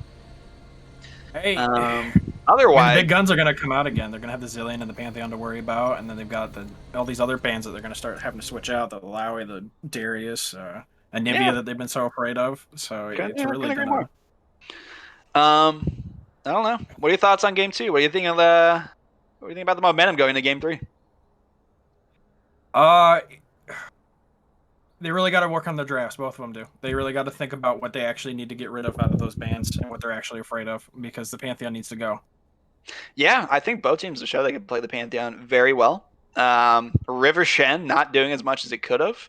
And in the mid lane, you had the Ziggs, had a ton of gold, a lot of damage, but if the rest of your team is just dead to the world, it doesn't matter. They were able to get to that back line, access it easily with the Pantheon ult and the Galio ult. And man, I gotta give man of the game to the Mordekaiser. Lyle really showed up. We all have bad days, We all have bad days. I ate some bad sushi for lunch, got that out of me at the break, and ready to rumble into Game 2 and 3. Yeah, no. Tranimal stepped up, and he's like, all right, we're going to show him how to do this Pantheon, and you're going to show Blood how to friggin' play top lane, and we're going to walk over him here. And I gotta say, if anyone knows Blood, it's just gotta warm your heart to see a game like that. We'll see how he comes back, though. He's not a man to be trifled with, especially when he's pissed off. I think we're gonna see Blood go all out. I think I'm not gonna speak for him, but I think he's got a bit to prove to himself. I think he's gonna prove it in Game 3, and we're gonna see quite the fireworks on the top side. That's my opinion of Game 3. To be totally honest, I'm just happy he has some honest to God competition. I think the rank differences in our top laners here, it's pretty widespread. So I'm pretty happy to see that he's got a consistent run for his money here. All right, and I guess last thing we'll say, we'll look at the draft, and we're gonna head into a break here. Again, tip your vendors; they've been working all night. Get yourself a cola, if people call it cola. Go to the bathroom, take a potty break, whatever you call it. Pop. And I better see you back here for Game 3, or I will take that at face value. We'll see you in a minute. See you later.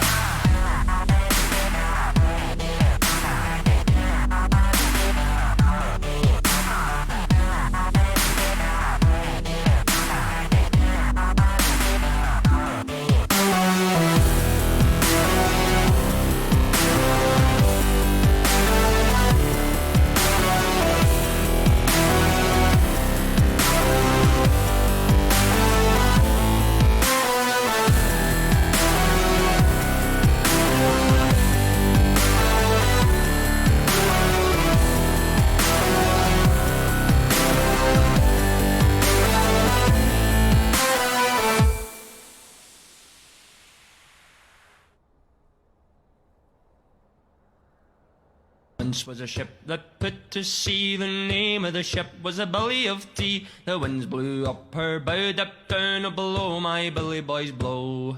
Soon may the wellerman come to bring us sugar and tea and rum. One day when the tonguing is done, we'll take our leave and go. Soon may the wellerman come to bring us sugar and tea and rum. One day when the tonguing is done, we'll take our leave and go. She had not been 2 weeks from shore when down on her a right whale bore. The captain called all hands and swore he'd take that whale in tow. Soon may the wellerman come to bring us sugar and tea and rum. One day when the tonguing is done, we'll take our leave and go. Was a ship that put to sea. The name of the ship was a billy of tea. The winds blew up her bow, dipped down below. My billy boys blow. Soon may the wellerman come to bring us sugar and tea and rum. One day when the tonguing is done, we'll take our leave and go. Soon may the wellerman come to bring us sugar and tea and rum. One day when the tonguing is done, we'll take our leave and go. He had not been 2 weeks from shore when down under a right whale bore. The captain called all hands and swore he'd take that whale in tow. Soon may the wellerman come to bring us sugar and tea and rum. One day when the tonguing is done, we'll take our leave and go. Before the boat had hit the water, the whale's tail came up and caught her. Hand to the side, harpooned and fought her when she dived down low. Soon may the wellerman come to bring us sugar and tea and rum. One day when the tonguing is done, we'll take our leave.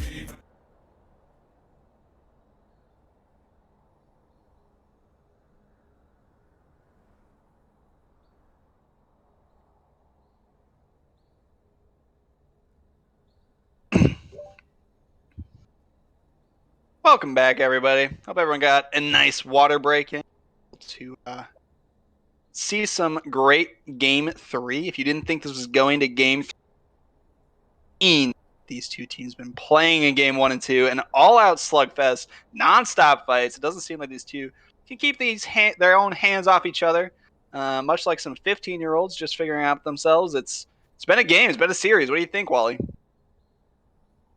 The name of the game, like you said, though, has been just kind of ramming into each other and seeing what happens, right? So It's going to be curious to me to see if they think they can try to one-up each other in the same play style again, or if they might take a step back and say, okay, we got to slow down. We got to play a different pace of game, and we got to kind of see if we can mull things over here, get some more farm-oriented characters in, and really just play for our scaling. It's kind of game threes when your match is on the line that people kind of take a look back and go, oh, wait, okay, maybe we shouldn't do this kind of strategy again. Right. We're right to pick ban. Same bans we've seen for the first board.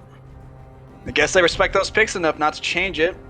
Don't want to give Tranimal his Kindred. We've seen these bans every single game. Gonna see if anything changes. Yeah. Nothing new here. They want to run it back. The salty fights. We love it.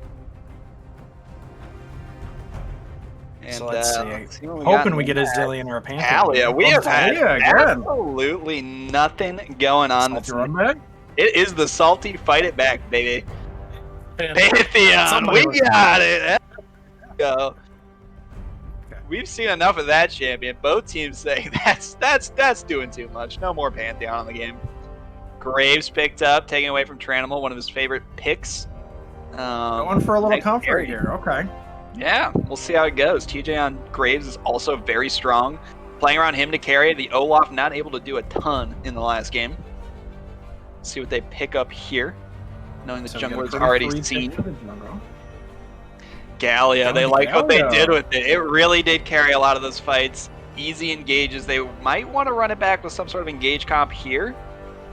See if they opt into that, knowing they played it so well last time. I'd almost like to see them mix it up and send it mid, but I highly doubt that's going to happen, personally.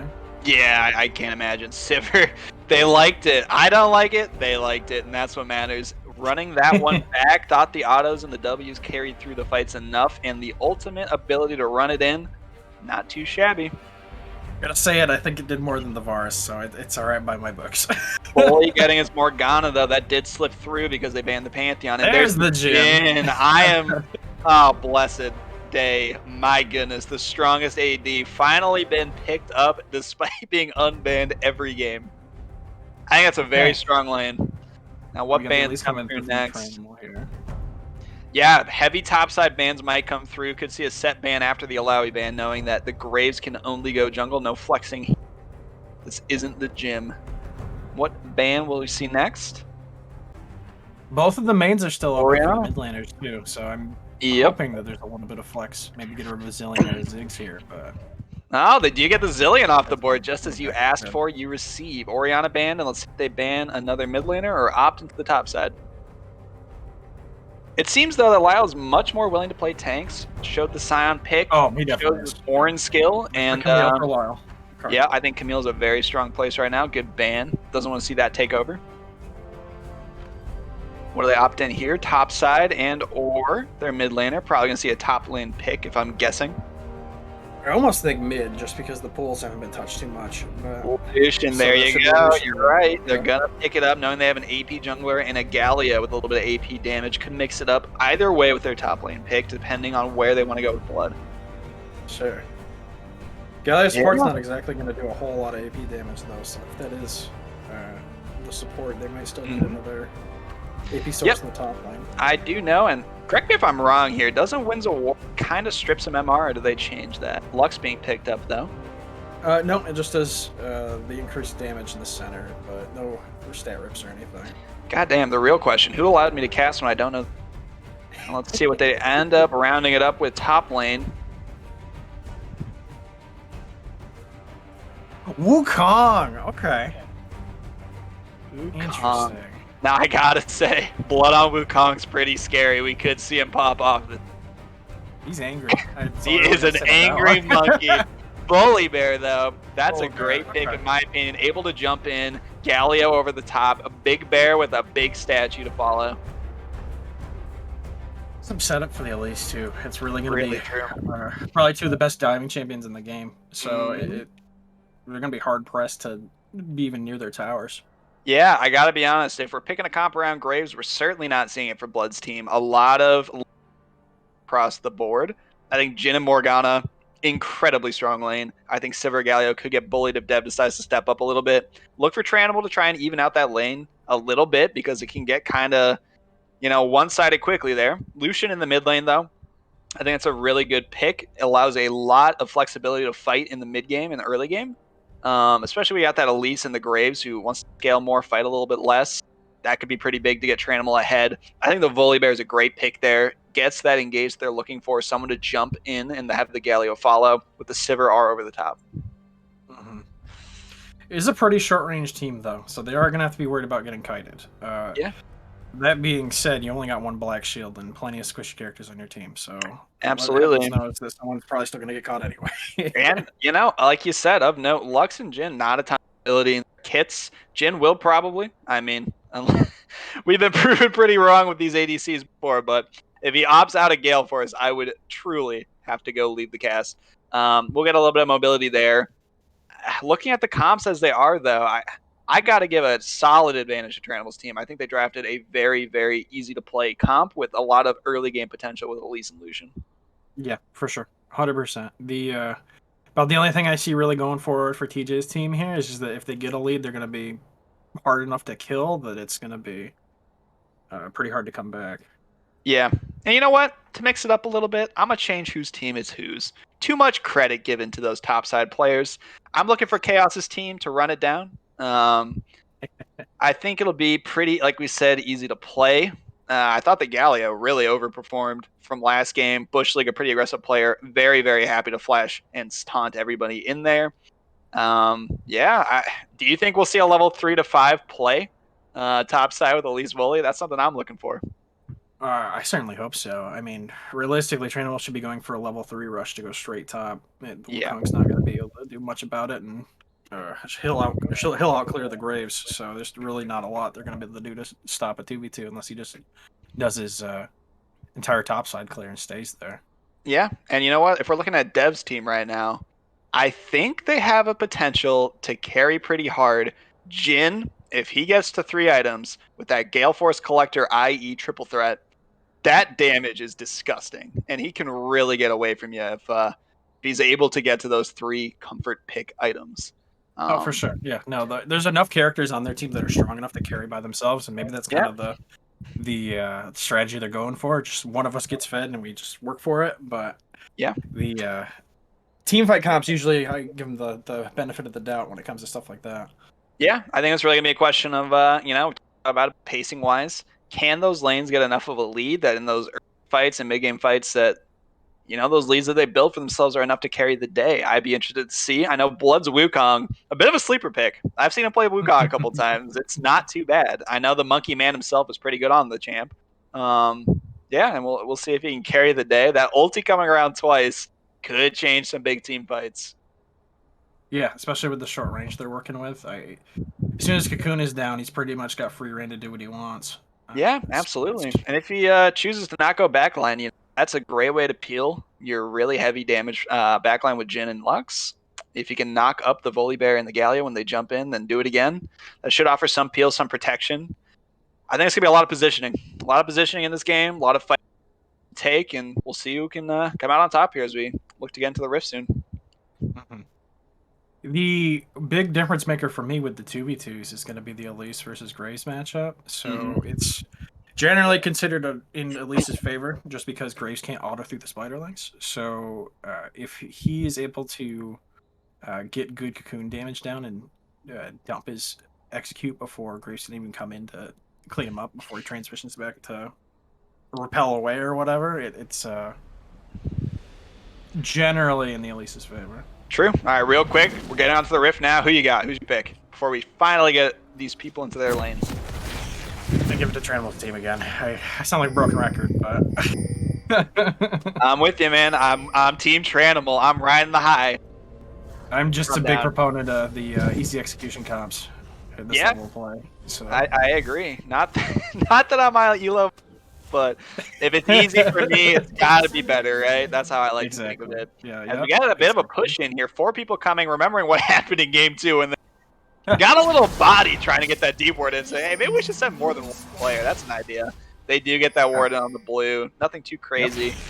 That's the joy you get at the spread split. You get to see him come in, and rather than only go in one member, take a terrible fight, and die at the first minute of the game, You get the ward down for free. No problem.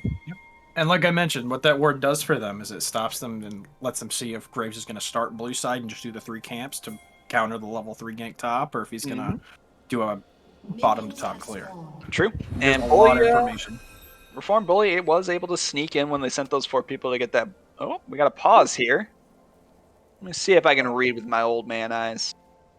It is pretty tiny. I can't even read it. Who am I going to try?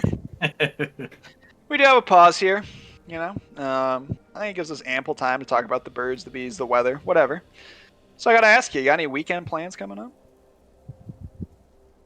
Yeah, my nerd self will be playing Dungeons and Dragons on Saturday, so that's real exciting, I know. But Dang, maybe we got a little chance to interact with Twitch chat here. Who plays D&D in the chat? Out of curiosity, is this like is this something we can get going? We can all spam A-Barn to get like a Dungeons and Dragons chat going up.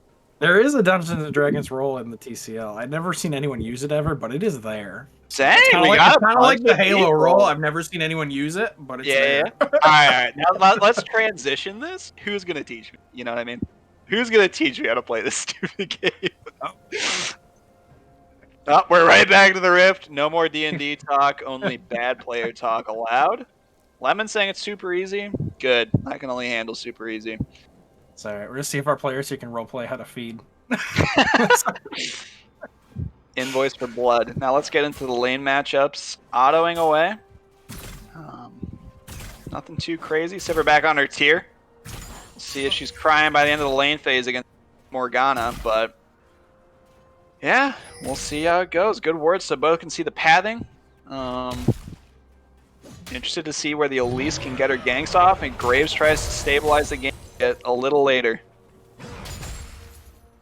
Yeah, we're gonna have to be curious if these pivots are clear here or not. I don't believe that they know that that word is there, so he should still go for the quick 3 up for level 3. Yep. Now on the bot side, Bully took a little bit of damage. Yeah. Dev farming away too. Opted, surprisingly, for the inspiration tree. Gonna have the biscuits available. Wow, getting level 2, able to get a nice trade down on Blood, say, nah, monkey, get out of here. And, you know, the conversation always goes around. Does a gorilla beat a bear? And, at least in this instance, it seems the bear is winning this fight. The mixed damage, man. Cheater. Poke coming down from Morgana. Gets the early lane put really nice. They push this in fast, they can get it bouncing back, but I don't know if they wanted to do that. Instead, they're pushing in for another one. On a cannon wave, it's a little tougher to push it quickly. If they had known Graves would stick around bot, they could be in a, you know, or at least stick around bot, they could be in a bad spot, but getting away with it. Do notice that Lyle's Oh, big stun! GNW lands over the top. Bush has to go in to try and trade some of the damage. Chaos takes all of it. A lot of damage himself taken. Dev able to get the 4-shot and a Q off. Flexing as he does it. Gotta get ready. We're looking for Sun and Invade here, top side. Yep, here we go. 2v2. Crab coming up. Lyle running over to the Mafia man himself. Tranimal should be able to pick up this crab for free. Lucian dashing in the mid lane. Should have some good priority. Yep, good trade there. Down a level. Should pick up this minion to get level 4. Available for this early fight.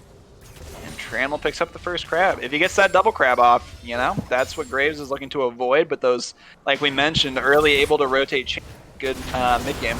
An early Looks game. like he's going for the aggressive play here, though. Yeah, but that allows Blood to come over the top. Might have overdone it. Ooh. Does have the speed trying to get him out. Good rotation early from Picto, saying, okay, my laner's getting collapsed on. All you mid laners out there, look to do that. I know we have some good ones in the TCL. Smart to keep your jungler alive. It's a thought.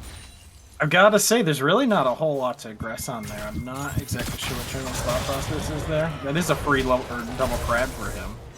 Now Lyle, seeing that Blood used his monkey to get away, is able to get a lot of damage. Procs to press the attack. As Picto and Tranimal fight here. There's not a ton to do because none of them have mana. So, not a lot of follow-up that could be had, but they should be able to secure this crab as Bush League rotates over to it as Dev got his back off. Picked up a longsword and boots. I guess that's a decent enough time. Frankly, all you ADCs out there, consider the timings to back for gold, right? If you're backing with like 600, it might not be worth it. You might want to stay in lane. Yeah, you might not have a ton of mana, but if they're fine, your health's even. There's no reason to back yet. And quite frankly, that back is why they even got the crab in the first place. Blowing that flash, he really had no business getting it at all. Yep, but meanwhile, Lyle continuing. Oh, Blood looking for a sneaky play. Lyle too wise to it. Knows what's going on. Nothing too interesting yet. Both getting to level 5, and we're farming. Yeah, it's certainly slowed down. You'd think with an Elise we might see a little bit more aggressive play, but not quite as easy as just running up and hitting W on someone. So. Yeah, I think it's tough a little bit too. It's tough to gank topside because the monkey can get away, and if you blow your cocoon on the wrong person, then dives over.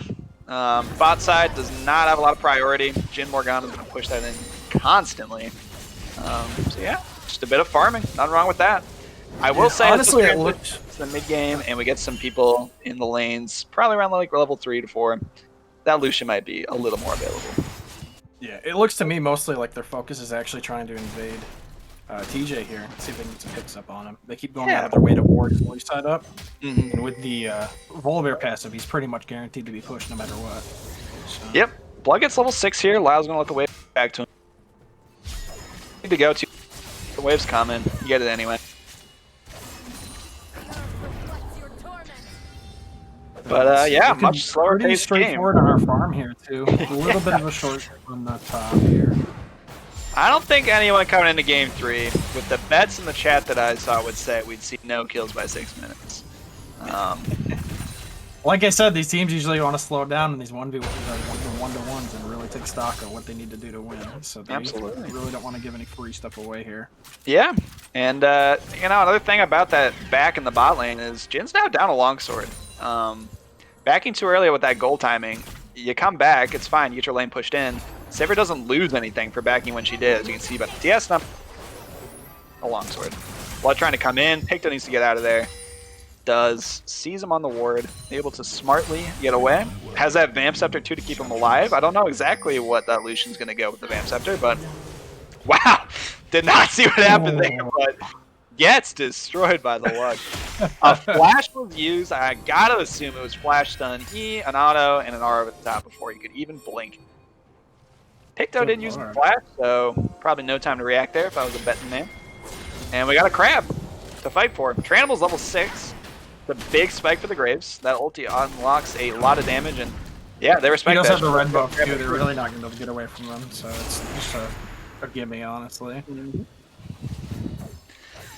We're back to normal lane assignments. Unable to do the dragon. Up wins the war, trying to get some scared gold there. Does. And yeah, we'll see how it goes. Picto getting bodied though, very early. Not he does still have his flash though, so he can return a kill. Now Lyle is up a level, diving on to Blood. Misses that heal as we saw a gank in the bot lane. Really puts the Jin low, and we got an ultimate in. Blood uses ulti once, gets stunned, bopped! And Lyle asserting dominance early.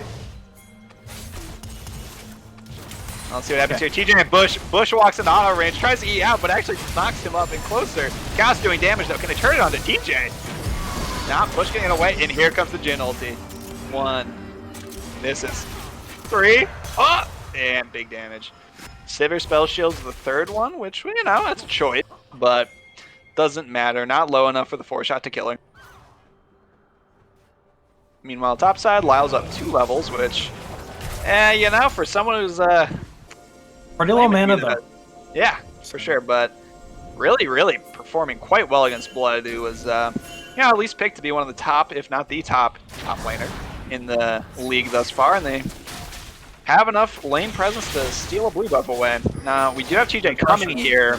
Got red buff. TJ, oh, stun goes wide, doesn't see him through it. QW off.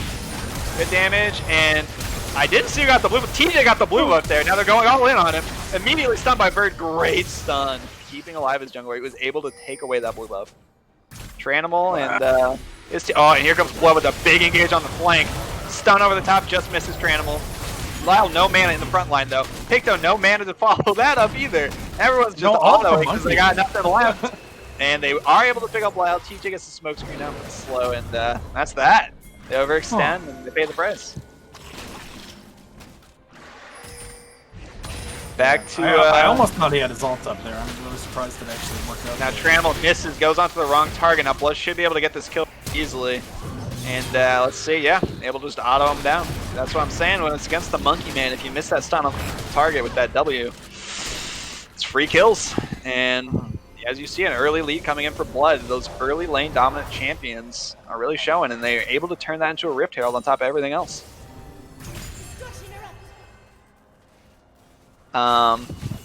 Lucian looks to be maybe going Eclipse with this build path that he's going. I can't tell just yet. Dev Chaos farming away, and you know, advantage Jin if he's able to scale enough, and they're farming both very well. Blood slowed by the area, Lyle jumping in on it, Blood ulting away to get some little bit of disengage, and yeah, able to get away cleanly. Verid's able to poke very easily onto this Lucian, who has not had a chance to dash in or get any good trades at all, and if you're playing Lucian mid, you need that advantage early. Tranimal coming over the top, Verid sees it on the ward, paths down very smartly. I don't know that Tranimal's paid him any visits though, to be totally honest. Like, one good cocoon on the Lux, she's dead just about instantly. Yeah. Dev farming away, already got his Swifty boots, which is, you know, pretty smart to stay alive in this more organized team game. Also, able to get some good farm too. I'm pretty impressed with the farm numbers on the bot side. Seems like it's been pretty calm, pretty pleasant. Bully stepping forward though, Chaos a little aggressive. Bully uses stuns onto that. They're both level 6, and that's why they're going all in here, because Push is 5. They were able to turn around very quickly onto Bully though, way too far forward. And that's quite a force he just made there. I really don't know about yeah, that was, you know, it's one thing to play aggressive, but to go all in there is not good. Ulti's up here. Oh, Galio's coming back in. This might be good for TJ. Not able to see how low that actually got the Galio, so he doesn't play too far forward, but does drop the Rift Herald. I don't think they're going to get the turret here unless they're able to completely body off their bot laners. It'll be close. Might just be plates. Bit of lag on Should just be 3 plates here. Yeah. Okay. Yeah, got 3 plates, and you know, if nothing else, gold into the pockets of the 2 carries that you got there. Big snipe coming across, almost kills Bush. Find the target you want with the magic shield. Just enough. Wow, that will be able to pick up the dragon here for TJ because those bot laners a little too low to contest. Good transition there. That Rift Herald was able to turn into another objective, which is just the way you want to use it. And Dev's got a great look here at Chaos. Autos Q. Auto, 1, 2 more might do it. And flash! W over the top! Oh my god, Devin, you're after my own heart. But meanwhile, on the top side, they're trying to make their own play. Lyle pretty low. Blood is really low. Can the Lucian do enough damage in time? Big bite, and down goes Blood. Very, very close fight there, but that was a Jin play. Gotta give him a highlight for that one. Chaos expended pretty much I gotta say, both these ADCs have really shown up today. Yeah, I really thought it was going to be kind of a snooze fest down here, and I gladly proved them Love wrong. that aggressive play from Dev. Flashing forward to get him low enough, and waiting out the spell shield very, very smartly before throwing that W to get that final kill. You know what? This is why it's Dev's team. Carry plays right there. Let's see if he can get a big buy off of this back here. Yep, gets the full kill for 13 minutes. Look for some huge ability to make plays in the bot lane now. That Morgana play that looked like an in earlier might end up working this junction. That is a big power spike for the Jin. The Mana Moon is about half done though, so if they don't try anything too flashy soon, it might not matter too much.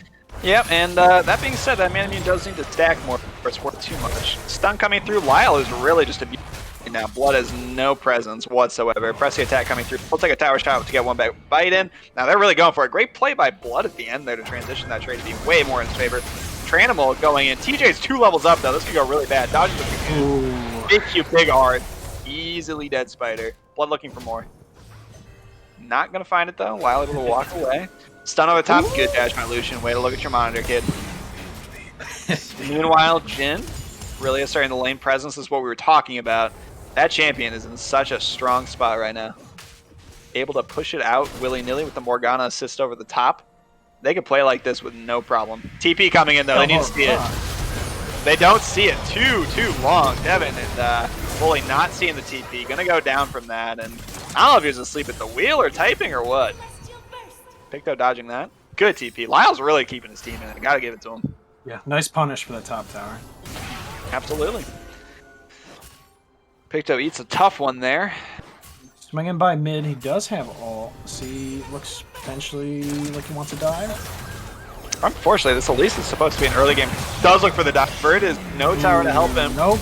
A big damage on the top. Picto got slapped by that, and Blood should be able to clean it up because of it. He does, in fact. Trandel's pretty low. Here comes the damage. That Bird is very strong on the Lux. He is killing everybody. Man, another sleeper right now. Bird is absolutely styling this series. Yeah, that was really unfortunate. If he watched there quickly, Well, trying to get there to he's defend the done. turret. TJ smartly recognized that. Tries to stop him. That Morgana Q just misses, or we could have had a problem for the Galio.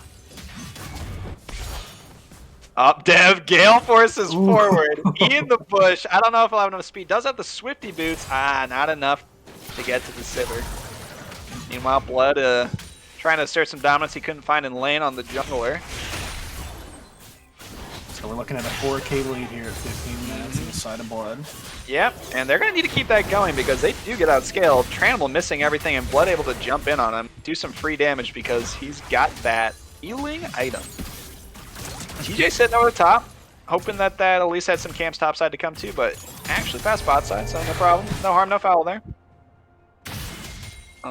Just Yeah. Lux ult for the hell of that. Yeah. Across the board, pretty neutral. Dev's just farming. Bit of a CS disadvantage, but you know, that's what happens when you don't see the TP. It's a back here. As Yeah, soon the as you get- Sivir should be able to just consistently start keeping the farm moving ahead too. I'm sure I agree. gets better. Again with the back timing, only picks up 2 longswords there. He was full HP mana. Again, you got to think about those back timings. Not too much power spike for him. If you're off the map, not farming, you're better be picking up something important. Honestly, I feel like Chaos could have greeted through that tower and got away with a victory. Yeah, With it. I agree with you, but you know, in a controlled game, you gotta take it anyway. Yeah, and it's actually really big here because the power lane of Jhin Morgana is actually losing their turret, which opens up Sivir to chip away at other turrets around the map. Picto just dodges the Morgana Q, but Lyle eats the root. Just engaging a little bit of fighting. This is a big dragon pull. There goes Blood flashing and getting a big ulti. Big Lux damage over the top. Lyle ulting himself. Galio holding in place. Picto still alive over the side, getting a nice Lucian ult up. Devin hits the 4-shot from downtown. Gets the ruin of Lyle coming into the fight. And now they're on to Chaos, who has to flash away. TJ looking to play onto it. Lyle dumping in. Really good damage from Dev across it. Bird also very, very fed. Dev needs to go to the dragon. Easy fight win. Transition to a clean dragon. Yeah. That was a snipe there from Mr. Jhin downtown. Picking up the kill there on a Tranimal and then able to transition. Really well played. Yeah, I've got to say they really positioned well for that one. Even though they lost the tower bot side, that extra AD that Dev was able to bring into that really did make a difference. Yeah, and this lead is really going to start to burgeon here. Mid lane turret getting picked up. They've lost the Rift. They've lost 2 dragons, 2 turrets down. Jhin Morgana's strong enough to... Red team's turret has been destroyed. And there he goes. A lot taken from that bad fight. Now Bushley engaging here with a Chaos Storm. Dev needs to transition and kill that Sivir. He does look for it and immediately gets out. I don't think he knows that he has a jungler over the top, but that was a free... Here comes TJ looking for that kill himself. Dodges the Galio knockup. That's a really great play. Dev uses his Gale Force to get into the fight. Yeah, bouncing Betty coming through. Dev doesn't get the kill, but TJ does with the red buff. Now Dev is the one who needs to run away. Good flash, looks for the Q. Huge play from Devin. Absolutely gorgeous gameplay. I am really impressed with his Jhin play right now. And stepping too far forward though. As soon as I said that, heals nothing. Dev, it's just like, I'm trying to gas you up here, brother, and this is what you do to me. It's like we talked about though, right? So this Davius' team here, right? They're really good at boy, I fighting. gotta interrupt you because here comes Blood from behind. So Blood, forget about me. And Picto's gonna go down to the monkey man. Bird over the top too. Might have picked up an assist there. More gold in their pockets. They can transition this to a bot side push and take up all of Tranimal's camps, who is already hemorrhaging levels to the likes of TJ. Yeah, so it looks like they're getting ready to try to group mid here. Yeah, Blood coming forward a little bit. Let's see if they can turn anything out of it. The Cocoon able to monkey W away. Bully over the top. They're fighting one big stun there. That could be enough to kill the jungler. It is. over the top comes Blood, and he kills Tranimal again. Unfortunately, no objective yet for Jungler to pick up, but a Rift and the Baron are becoming real possibilities in the next couple of seconds here. Yeah, the pick potential here on Bully side is really starting to come through. It doesn't matter how squishy you are if you can just put people down before they can even do anything about it. Yeah, and while the comp looks really good from side, but I've really started to...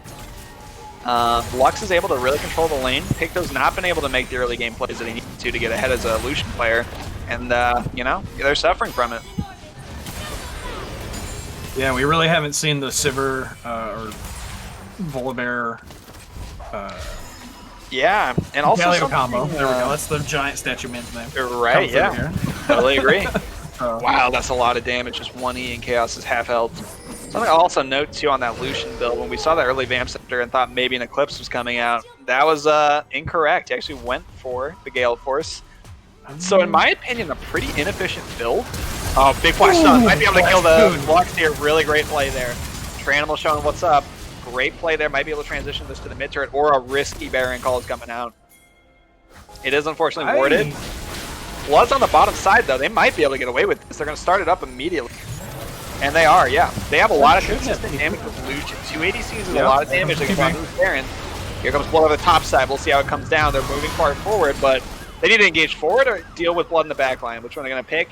Blood stay in the bush, and a big ulti, 4-man ulti, kills the Sivir immediately. Here comes the Jhin ult over the top, really fed with his items, could kill everybody here. Tranimal getting slowed. Oh, takes them all. Dev hitting every shot, and Blood's going to finish up Tranimal most likely, and that could be the Baron right after. Yeah, wow. Really insane gang. Side of Tranimal's team here. Really Blood came out of that bush and hit a clutch 4-man knockup. That was absolutely beautiful. Devin's at such an item point that those ulti shots, it doesn't matter. They hit like a truck if it's the first or the fourth. Yeah, so this will be a free Baron, and honestly, I'm starting to not see any options for... Yeah, they're going to get able to get it back here with the gold that is picked up, and transition to Dragon, which is going to put them again. The other team on the clock. Soul will start to become an issue if they weren't in a deep enough... You know, smartly played by Verd here, too, to keep enough pressure that they can't just run over and get all the vision down, but in my opinion, I think... 5K gold lead in the jungle right now. We've got some pretty disparate global objectives going to start coming through here. Yeah, true. Here we thought that, you know, Blood might have been the animal. As they push in here. Spawning through mountain. Now, I gotta be honest, Tranimal's team wants absolutely no part of this. Devin is so strong at this item point. I don't know if we can see what item he just picked up there off that back, but I gotta assume it's the Collector. That Collector on Jhin is such an item spike because, you know, those executions were big. Also, interestingly, opting to go for the Rapid Fire Cannon. Not my favorite when you're this far ahead, but can't complain when you can kind of do whatever you want. And they pick up that Dragon, no contest. Smartly by Tranimal's team. They would have gotten absolutely destroyed if they tried to contest that. Yeah. The windows are starting to close here for our team. We gotta hopefully see something flashy here soon. Yeah, big issue coming forward here. It was with this Baron buff. Bird's allowed to throw those E pretty much without any resistance, and we saw what that did to Chaos's health bar last time. 1E is half his health bar. Land 2, we might see him back in Fountain. Yeah, I mean, we've got a 10k gold lead right now. I think that's the largest gold lead there's been in all 3 games. At 23 minutes, really nice spell shield, keeps him alive. That hit, he's probably... Morgana Q just misses wide. Looking for this flank, engages Tranimal. Made a nice flash play, gets a big stun here on the Bully, which is a pretty weak member. Lyle going all in. Jhin is in the front line. He is kill. Oh man, here's TJ in the back line by himself. He's gonna probably die from this actually. Way too far aggressed there. And actually gives away a big shutdown. Didn't need to be there. The team wasn't able to follow up over the top. Devin though, able to get a lot of damage in. That Jhin is strong. I almost think that was what, 700k or 700k. Oh my god, 700 gold. Dev's ulting up. Down there. He does a ton of damage. Look for this Collector to kill. That almost killed Picto. He's 1 HP, and yeah, Blood's able to over the top. Dev kills him from almost half health on the support. That's what I'm talking about. That Collector and 4-shot. That's the item spike. And yeah, I don't know what they were doing the rest of these games, but Jhin was available every game, remember? It's like they wanted to play the game on here. Yeah, I don't know about that. I think you take any win you can in this league. Yeah, definitely exploiting the power of the champ right there. Just opening up, and able to absolutely blast Picto and finish up Bushley with the Force Drop. And things So are it looks like dire, we're man. gonna go back to farming again here until the group ups happen. No major objectives here for a few more minutes. Yeah, and I gotta be honest, I'm at a loss, so I'll look to you. So what's the way back for Tranimal's team? I guess the advantage they have right now is the fact that Blood's team doesn't have Soul yet, so that means that they're burstable still. Once that Soul comes through, I don't know that they're able to pick anyone anymore. So if they can get good vision control and get a good Cocoon off or a good Volibear stun, they still have ways to just completely delete members of the enemy team, like, out of the game. Absolutely true. Short of that, I don't see any team fight wins coming through. Yeah, I think it's going to be tough because I think as it stands right now, they need to look for picks, but with the Morgana, it's hard to get those. They're able to just walk up, take all the camps, keep Tranimal just as far in the hole as he can be. It's actually down 4 levels to TJ right now. Yeah, he's just plugging along trying to get an hourglass for himself. TJ's working on Bloodthirster currently, so he's just going to get that much harder to kill. Yeah. And, Death Cat coming through. You know, if you're looking for a spicy steal to get him back in the game, it's going to be tough levels. That smite difference is massive. Yeah, no, with, thankfully with, ooh! Looking for a big play. Flash Q gets onto Vert, who's able to get Stacy. They're going for the fight here and now. Lights huge at ulti. Very low over the top, and Jin is just doing the damage. Look at that chunking. Here's the ulti over the top, and he gets one onto the Lyle. He's probably dead. Oh, gets onto Chaos. One more will probably do it. One more. Ooh, just misses with the last snipe. Saving the spell shield for the force shot was smart. I respect the effort. You have to make a play. Frankly, you could have considered making it under the actual Nexus turrets, because at least you have 2, but can't hate on a team for trying. Yeah, TJ's got so much life steal. TJ's got so much life steal, there's no executioner, so it's hard to kill him, but Picto does manage to do it with the Gale Force. Dev walking forward, doing big damage. Yeah, they're gonna get the Inhibir. Yeah, for sure. Yeah, the big problem there, right, that we see come through is that they hit the Flash Cocoons, and that's maybe the 3rd one I think you've seen him do this game, but the damage isn't there. So Yeah, I don't know if that's a communication breakdown or if it's literally just the gold difference. I think it's a bit of both. I think it might also just be that he was a bit far there. Barrick Sure. get in over the top. But they're playing from so far behind you. You got to shoot for whatever shot you can get, and if nothing else, Granul's hitting those Flash Cocoons. Yeah, it's if his dragons weren't in the game, honestly, plays like that, I feel like eventually work in your favor. Yeah, Eventually, and if this goal does come through for Blood's team, I don't see how they pick anyone anymore. right. And again, we're seeing on the Lucian opting to go for the Essence. That Vamp Scepter is looking more and more inefficient. If you're worried about easy and efficient item purchase, is to get the Merc Dread boots. Also, for those people who don't know, if you're Galio, you can't stun the crab. It'll leave with the taunt. It doesn't attack, so you can't taunt it. Yeah, we got a pause. Oh, we got another pause. All right. State of the game, pretty brutal. Looks like we have someone DC here, so hopefully just a couple minutes come back.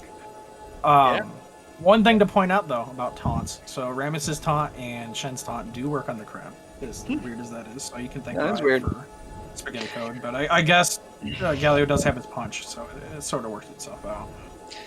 Interesting. Yeah, looking across the rest of the board though, only member sitting positive is little old 3. Great farm, has 2 items, but not quite to that Infinity Edge where he could be doing a lot more damage.